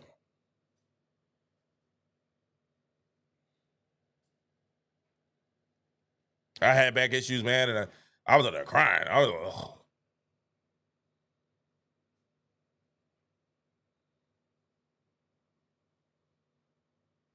They don't even know. Back pain does not play around. And that's the I think at the end of the day, like that's a serious thing. That's something. I hope she's okay. I want her to be okay. But them bad things, man. Your whole body be off with you. When you have back problems.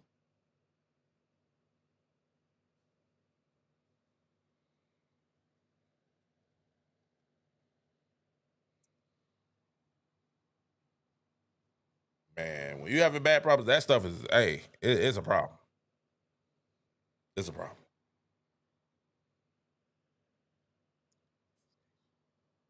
You got scatia? Hey, man. Listen. I call it scatia. You know what I call it? I know sciatica. I know. I call it scatia. I know sciatica. I call it scatia. The reason I call it scatia, because when it hit you, you're not moving. I had sciatica, man. Listen. The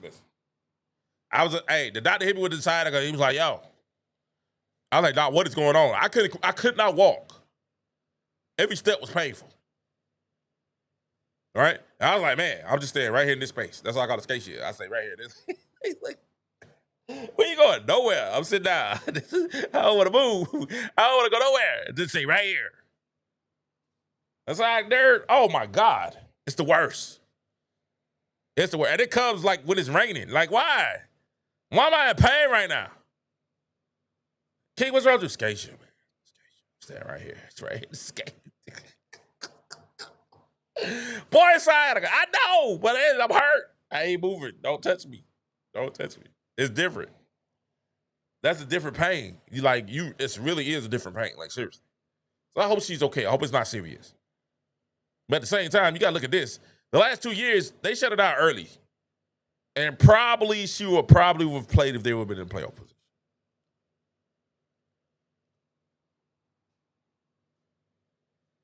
They shut it out early. And we can see it. Tyler Marsh is out of there. I mean, like, they had a bad year last year. They have a worse year this year. By far.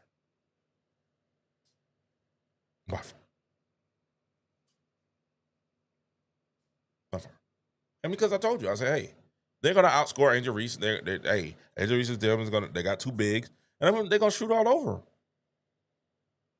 You got two centers. Angel Reese plays better when she plays center. When she's the only person down low.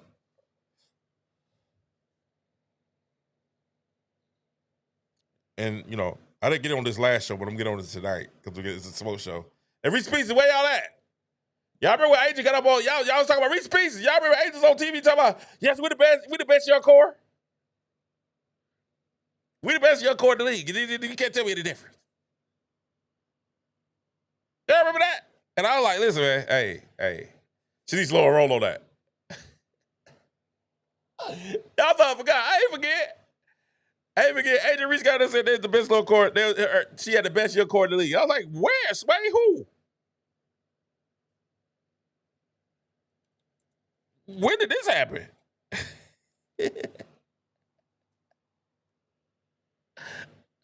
I'm like, how? When did this go down? Y'all remember Angel Reese got on that television saying that? Don't be out like y'all remember your girl got on that TV and said she had the best young core in the league. And people looking at her like, what? Y'all remember this? Wait, we got it? Hold on. Y'all remember Angel Reese got up there talking about we had the best young core in the WNBA. And people looking at her like, where? Who? Chicago? How? Y'all remember this? She ends up with an incredible block on Courtney Williams to end the game as well. What are some things that you saw in her in that tandem that you guys had today? Somebody said we wasn't the best young core in the league. I think we're the best young core in the league, for sure. Hands down, the skyscrapers, we do it every single night. So everybody's looking at her like, where? I was like, and I came, remember I came on the show and I said, hey, Angel, have you heard of her? I was like, listen, you're not the best young core because you got Indiana first. I was like, you got Indiana first. Like that was that week she was having that glam week. She was on the cover. She got the new shoe drop. All that stuff was going on. They just had a big victory. Who they had? Did they beat New York or somebody? They beat a good team. Was it a good team? You know what I'm saying? They had just won a game. And she got there, she said, hey, we're the best young core in the league. And people was looking at her like, who? You know what I'm saying? She was feeling herself. You know, the Reese was like, yeah, we're the best young core. And Camilla and Angel. I was like, man, y'all lost y'all mind. I'm like, they might even be in the top 5. They might be like 4. No, they're not even top 5. I was like, listen, man, first you got Indiana, because you got Caitlin, you got Leah Boston, you got Kelsey Mitchell, right? And Lexi Hull. So if you want to throw Kelsey out there, say Lexi Hull, right? You got those 3. Now you got Bibby, right? Bibby's a rookie. So you got 5. You got, hey, stop it. Oh, and I didn't even talk about Harrison. Oh, God. So listen, first you got Indiana, top young team in the league. Number 2, I tried to tell y'all, number 2, probably, I don't know. I will say this. Number 2, probably Washington. And y'all saw what Earfrim and Citron did to Angel them. Angel, the best young core in the league. They beat the brakes off them.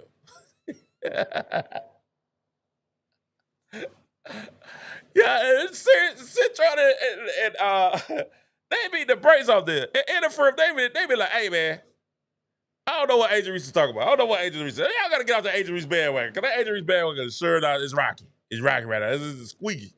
And I love Angel Reese. She make it fun to be a Caitlin Clark fan. But God almighty. She said that we was looking at Angel Reese like, Angel, what are you, I know you happy right now, but stop. You got to be able to have a success. You know what I'm saying? There's peaks and valleys. Well, I know we're the best young core in the league. And we're just looking at her like, you are out your mind. I was like, why should you guys hear from and Citron?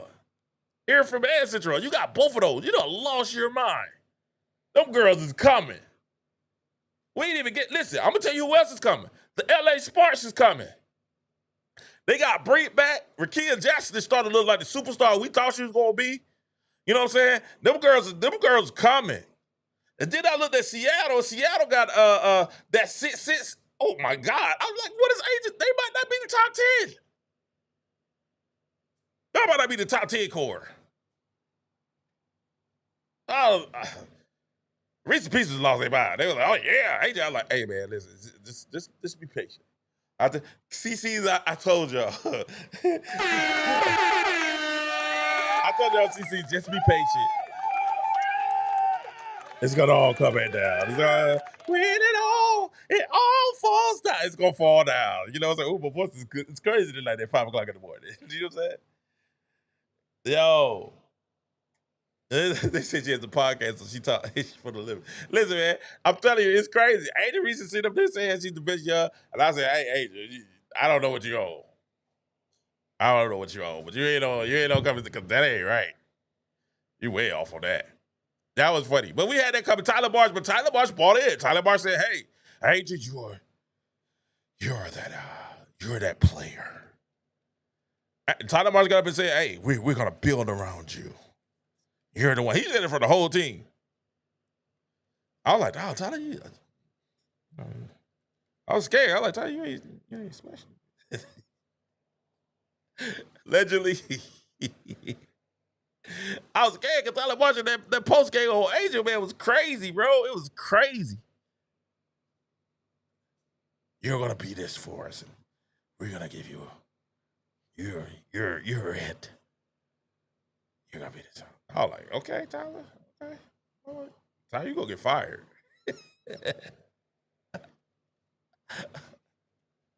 I was like, Tyler, you gonna get fired. I was like, man, listen, you gonna get fired, bro. And then we tried to say to him, get in here. Don't do it. You did it, man. You fell for the okie doke, man. I don't know what Angel Reese be putting on you guys. You fell for the okie doke. We was like, Tyler, you gonna get fired, man. Don't do it, man. Build around. You might want to build around Condosa, find somebody else to build around. Make Angel Reese a piece. But that ain't what you wanted to do. You want to be like, Angel, because of you. I'm trying to find, can we find that? Because people think I'm playing when I talk about what he was saying in that post game to Angel Reese. You know what I'm saying? Tyler Marsh is giving, he laid it on real thick. And I was looking at Tyler Marsh like, Tyler Marsh, you're going to get fired. I'm like, man, you're going to get fired. Like, this is going to be the second coach back-to-back she done got fired. You know what I'm saying? You're gonna get fired, bro. They ain't want to listen. They didn't want to listen. Oh, I'm looking for it too. I'll go just because it's a smoke show. I'm taking my time tonight. Oh, here it is. I got it. I think I got it. Hold on.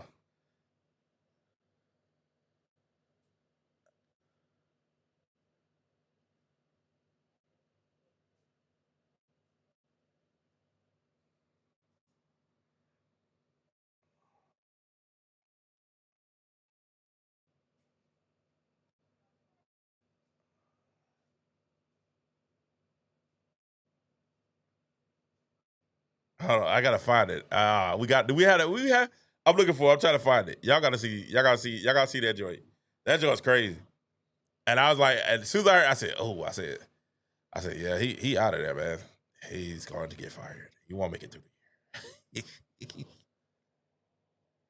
He won't make it through the year. He said, Angel, you're we need this from you every game. Passionate. It was passionate, man. Oh man, speaking of coaches is making stupid stuff. You know what I'm saying? But listen, Reese's Pieces, man. Sit her out for the rest of the year. Ain't no reason for her to play no more. Ain't no reason. Ain't no reason for her to play no more this year. I mean, her playing more this year is just gonna go to the embarrassment. You know what I'm saying? It's gonna go to the embarrassment of her legacy right now. So she should definitely sit out the rest of the season. Ain't no reason to get out there and make yourself look bad. Yeah. Sit it down for the rest of the season. Shut it down for the rest of the season. That's all I got. You know what I'm saying? Shut it down for the rest of the season. And you'll be exactly where you need to be. And so you'll be exactly where you don't come out this year. We don't want to see them. Can they play Van Lith more? Yeah, I think they should play Van Lith more to get her experience. Play her more with Cardosa. I like y'all know who I like. I know everybody's not high on Westfield, but I think Westfield is she showed me she got a little game to it. She got a little spunk. And they got a new point guard too that I think they traded for. They just signed. And I think she's played well. She played well last game. Where they actually was beating Phoenix. Phoenix is interesting because Phoenix has been losing. I think the one of Bonner has bad energy this year. She has bad energy this year. She needs to go get, you know what I'm saying? She needs to go to the altar of the Lord. And she just had bad energy this year. You know what I'm saying? When she played with Indiana, she was 8-10, 4-5 with Indiana in 9 games, and now with Phoenix, she's 4-5 with Phoenix now in 9 games too. So with both teams, she's 8-10 with both teams. She's only averaging 8.5 points, 4 rebounds, and I think that's really why Satou Sabally is upset because I think she's like, yo, we had something going because before she got there, they were 12-6. You know what I'm saying? So, and then Indiana Fever were 12-7 in 19 games that she hasn't been in there. So you're talking about, 24-13 without her playing and 8-10 when she plays. So that's like a considerable difference with the one up on her. And I can see now if it is an issue. Now the coach said that was not it. Coach said that she was just sitting out. It was not she was not, giving up on Satou was not giving up on her team. She's just sitting out. That's what the coach said. But AAR says she's out indefinitely for personal reasons. Now the last time we heard that, we did get a trade. We did get a trade, you know what I'm saying? So, we'll see. Is it, according to Arizona Central, they said Phoenix Mercury, Satou Sabally is out for a known amount of time for personal reasons. Coach Nate Tribbett said ahead of Sunday, August 3rd, Sabally was scratched from the lineups 3.5 hours before the game. This is a personal reason. She's out for personal reasons, and we support her through this time and are excited to get her back when she's ready, Tibbett said. Right? That's what Tibbett said. Now we know she had gotten benched, and when she got benched, they asked why did he bench her? He said she didn't bring in the energy that we needed. But But he said he did come back. Coach Tibbetts did come back and say her absence doesn't have anything to do with her recent benching. Saleh has been struggling since returning from her right ankle injury that sidelined her for 2 weeks. In 5 games since her injury, she's only averaging 10.4 points. Prior to the injury, she's averaging 19.1 points, and she was an all-star. And what happened? I don't know. The one up on the shows up. So you don't know. Like I will agree with something that Whitlock said. Like everything he did say was wrong. Like these locker rooms are very, very, very fragile. I can say that. They're very fragile. Definitely very fragile. So that's true. Like that's not him saying that is actually true. They're very fragile. These locker rooms are very fragile, and the wrong personalities in these locker rooms could be that. And they're trying to force a piece to fit, and it may not fit. And that's what I think is going on with Satu is like, hey, they're trying to force a piece to fit with the one on Bonner, and she feels some type of way. And let's be honest, the one on Bonner has not played like an all-star this year. She struggled. Majority of the year. I saw the other night when she played the other night. I'm like, oh, she looked rough out there. She just looked a tad bit slow. And sometimes it's just time to let it go. Time to sit down. You know what I'm saying? Maybe she's saving it. Maybe she's saving reserve for the playoff. And I understand that one of your boo thing is there. And the family's back together. And Satu Sabalets might be saying, hey, man, I understand your family's back together, but it's hurting the team. It's hurting me. My playing time. I'm in the rhythm. But we'll see how this goes. He said nepotism. We'll see how this goes. But that's harsh. But we've had coaching that's made bad coaching decisions. We talked about Tyler Marshall and Angel Reese and him putting all his eggs in that basket. We thought that was a mistake. We talked about Stephanie White and the Miyagi-Do offense and not letting Cobra Kai, Cobra Kai, that's hilarious. Not letting Cobra Kai run. Get up and down and play with pace. We talked about that. And now we're talking about even Cheryl Reese struggling this year with the aces. And what's going on with the aces? And good God almighty. I knew the aces was in trouble when they traded for Delissa Smith. I knew the aces was in trouble. And Delissa Smith, I was like, oh yeah, the aces done. It's over with. That season, it's a wrap. You know what I'm saying? They got the list was a start. I was like, oh God, no. Two people that the thing that the Aces got to do, right? If I'm the Aces, I'm trying to trade, and I don't think anybody will trade for it though. I'm trying to trade. Now, if anybody gonna call for it, I'm trying to trade the point for her because she's inconsistent.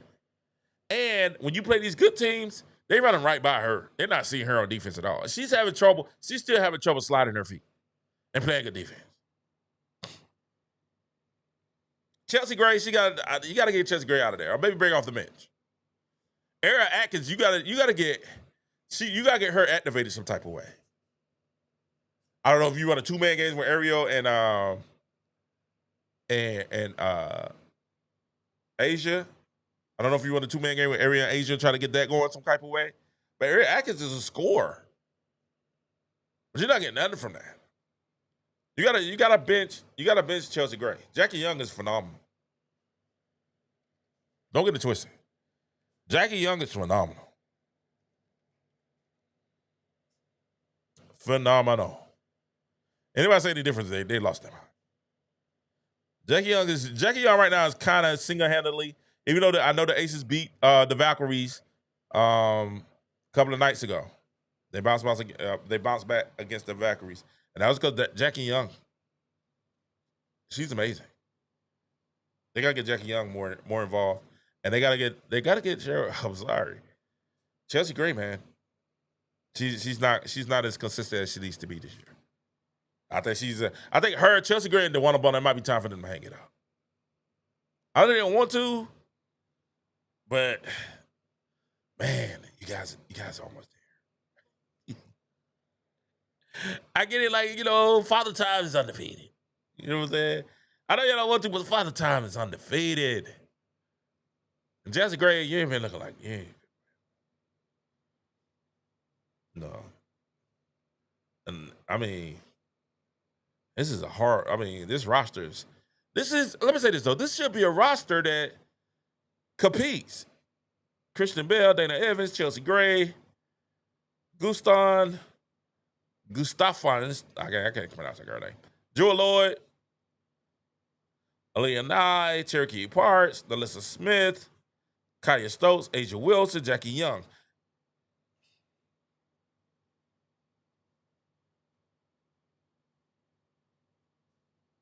And everybody thought that Kelsey Plum was the problem. Kelsey Plum got them girls in LA Sparks playing like beasts. They play Indiana tonight. I hope you guys are ready for that. Playing Indiana tonight. But the coaches have been making some issues. Even Sherry Reese has been struggling.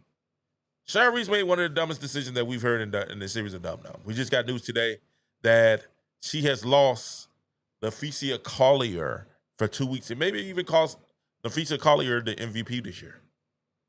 MVP may not get MVP because MVP is going to be out for the next 2 weeks. And that was because her coach wanted to keep her in the game when they was up by, 30-something points in the third quarter, 40 points in the third quarter. She wanted to see them have more continuity as a team. Y'all got to remember, when I talked about how these girls this is the first time the coaches are really getting this type of attention too. Right? And I think it needs to be talked about the fact that these are the first time these coaches are getting this type of attention also.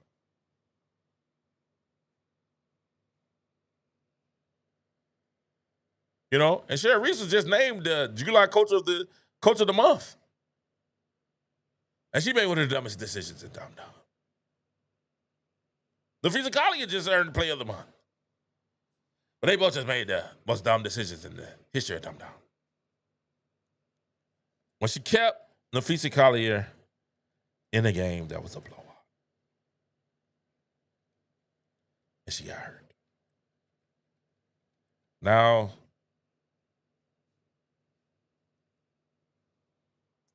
she's out for 2 weeks.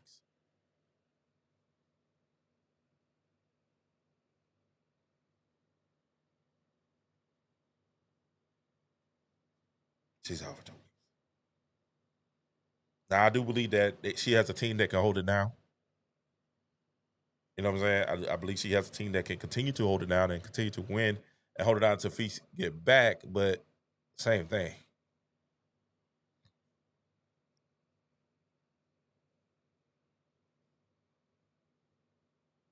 Still has to be like some type of explanation of why would you do that? Why would you? Collier went down when the Lynx were up 92-40. That's crazy. They were up by 50 points, 92-42. Why is Collier in the game? In the third quarter. This is the end of the third quarter.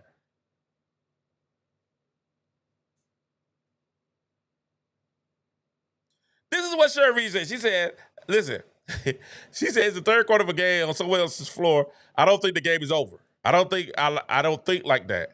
She had a sub there. She wasn't going to play the fourth, Reese says, in her post-game conference. You're up by 50 points, woman.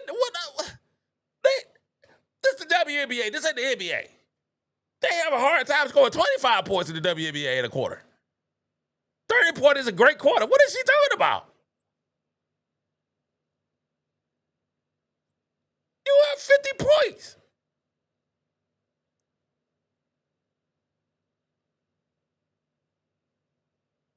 The Nafisa Collier is averaging 23.8 points a game. MVP candidate, and you have her in the game of a 50-point blowout late in the third quarter.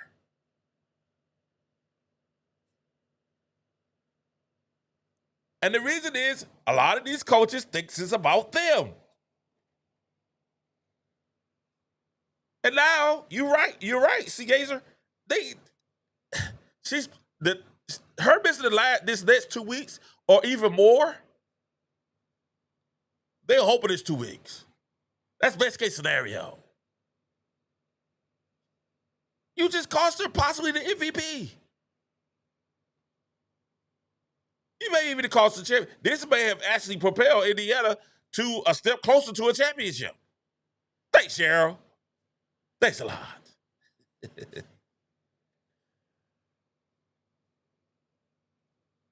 Thanks a lot. Because the Feast of Collie is not there. The Minnesota Lynx is not winning the championship. Even with Diajina. I thought Diajina was a great, I keep calling her Diajina because that's my joke. But Diajina was a great pickup, right? She was a fantastic pickup for this team. But you should have put your team in harm's way. The Feast of Collie is in harm's way with an ankle that's going to be out for now at least 2 weeks. Then she got to get back in game shape. Then she got to get back into form. The team got to get reacclimated to the team. You may have cost your team a championship this year. Not thinking and overcoaching. Being too smart. And that's always been our issue with Cheryl Reese. She overthinks things. How much I'm a gym coach? I'm smarter than everybody else. Until you do something dumb.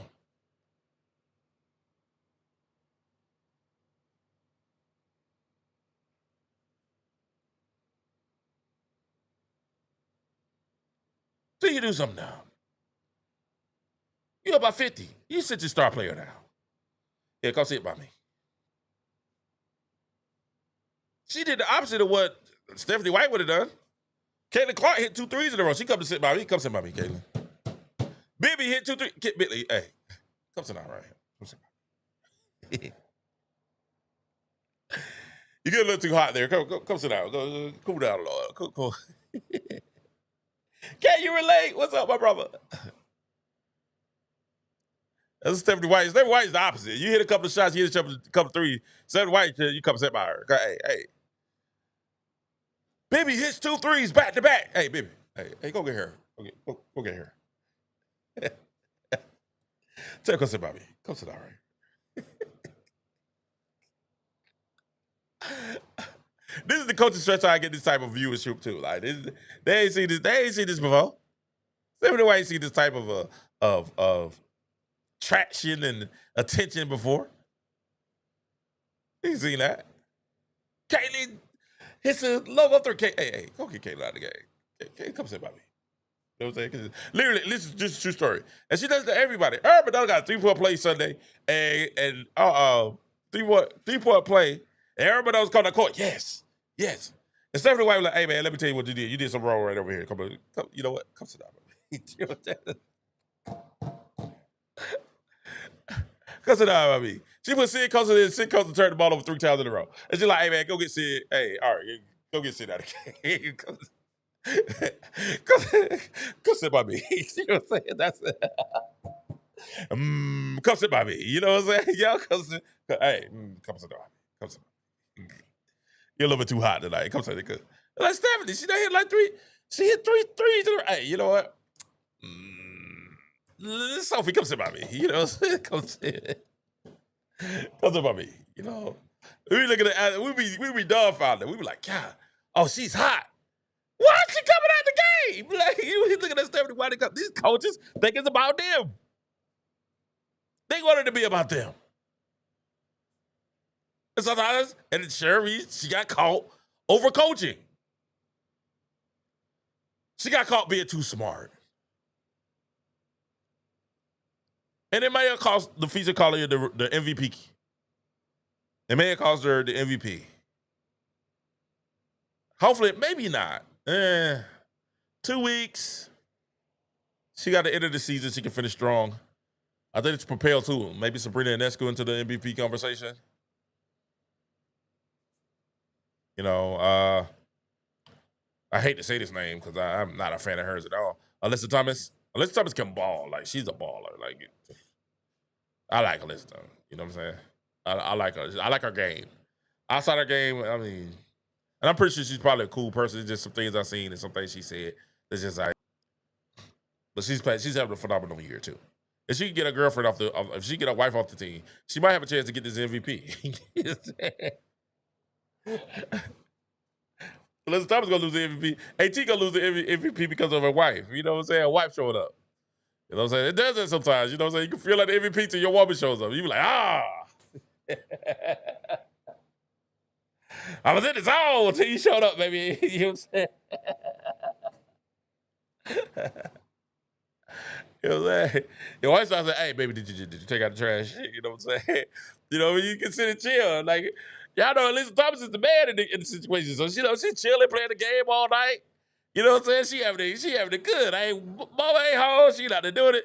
And then that's it. The wife come on, hey, get off that game. And she take the trash out. Would you leave me alone? You know what I'm saying? I have peace. You know what I'm saying? I got peace. Kids back in the house, you know what I'm saying? Ready to ride. Oh, man. Let her cook. That's great. That's hilariously funny to me, man. Thank y'all so much for watching the show. These coaches have lost their mind. These coaches are dealing with the same thing the players are. They've never had this type of tension on them before. And they're having, you know, they had their moments. And Sherry Reese had a moment where she overcoached. And she hurt the players. You know what I'm saying? Now we're going to see who's the MVP conference. They have taken some tough L's since DB. Oh, yeah, we talked about that earlier. We talked about that earlier. They won a Bonner 8-10 this year. Losing record under 50%. 4-5 with the Heat, 4-5 with the 4-5 with the Phoenix, with the Mercury, and then 4-5 with the Fever. Both teams are 12-6 without her. 12-6 and 12-7. So, you know, 24-13 without her, and they're 8-10 with her. And now Sabally is saying that, hey, she's on an indefinite league. You know what I'm saying? And they're supporting her. I think that's the WNBA's way of asking for a trade. Like they do like that. Michael Parsons just say, hey, I don't want to be a part of the Cowboys no more. You know what I'm saying? They don't do that. They be like, hey, I sent my trade request to Steven. They be like, no, we're taking personal reasons. You get the solid treatment before I go. They go find a trade first, then they'll be like, hey, Santi Tobaleva decided that she did not want to play with us. This is what we got going on, man. This is one of the most interesting, I will say this is a super interesting year for the WNBA. Super interesting year. And it's been fun to watch. And I think you guys were sticking with me past it. Because, you know, Whitlock, we can only talk about Caitlin Clark. Now we can talk about the W altogether. You know what I'm saying? So I think at the end of the day, it's going to be a fun year. It's going to be a fun year to finish up down the stretch. Thank you guys so much. Man, we'll be back tomorrow. Well, later today. We'll talk more about the Fever game tonight. And then we'll also talk a little sports. What's going on with Shador? They won't let Shador get on the field. Everybody's talking about Cleveland just signed Henley, saying because Shador had arm soreness, and Shador's like, I was back at practice today. Now they said Gabriel has a hamstring, Pickett has a hamstring, so now you're down to Shador and the old man, Flacco. Down to Shador and the Flacco. Then they turn around and sign Henley today, saying that they need another arm. Now, we'll see what happens because they play Friday night as a preseason game. And Shador is excited about playing in that preseason game. We'll see how many snaps he gets in that preseason game. Still yet to have a lot of snaps with the ones so far. So we see how that goes. That's interesting. Very interesting. We got a lot going on, man. We're going to start talking some football. Getting ready for the football season. Getting ready for the college football season with that Roll Tide. Man, we got a lot going on. And the NFL season getting closer and closer. Jerry said, hey, don't worry about it. He said, don't lose no sleep. I said, oh, well, Jerry said don't lose no sleep. We all right. You know what I'm saying? We all right. So we ain't gonna lose no sleep. We'll see how this goes, though. I just think we'll make a video about that later today. We'll make a video about Michael Parsons, and I think he's a different type. It's different. We do that again. Thank you guys so much for joining me tonight. It's been the King Joe Show. Thank you for coming and being a part of the Smoke Show. Listen, I want to be your guy for sports takes. #1 show in sports. It's here right here. King Joe Show. Thank you so much for your time. I appreciate it. I don't count it lightly. You guys are up at 2 o'clock for 2 hours. We started the show at 2:30. And you guys been on here with me. I appreciate it. I appreciate you guys so much. We're gonna be on a little bit more. I keep telling y'all we're gonna be on a little bit more. We're gonna be on a little bit more. Just keep me locked, okay? C Gazer, thanks. Can you relate? Thank you, brother. Thank you guys so much. Thank you guys for spending time with me tonight. Charlie B, thank you. As always, get up, my darling. Always a pleasure. I thank everyone for the chat. Y'all have a great day. Good night. Run on Kind. Thank you so much. Run on Klein. Thank you so much. To each of you guys. Everybody on X, we appreciate you guys. Y'all have a great day. It's your boy, King Joe. We out. Peace. Talking about rolling with that thing in my city. Rolling up with them jump out boys. Oh, really? But you almost 50 Viagra and Beijing clean. Bumping to the young boy with little baby dreams. Oh, what a pity. I've been cold since birth. Anointed before I took my first step on this earth. Order my birth date is 1-1. Thanks for watching the King Joe Show. Make sure you like, subscribe, and come back for more bold takes, where truth wears a crown. Flex on King Joe, B.I.G. Now watch me flex. What you flexing for? It ain't about $1. What you stressing?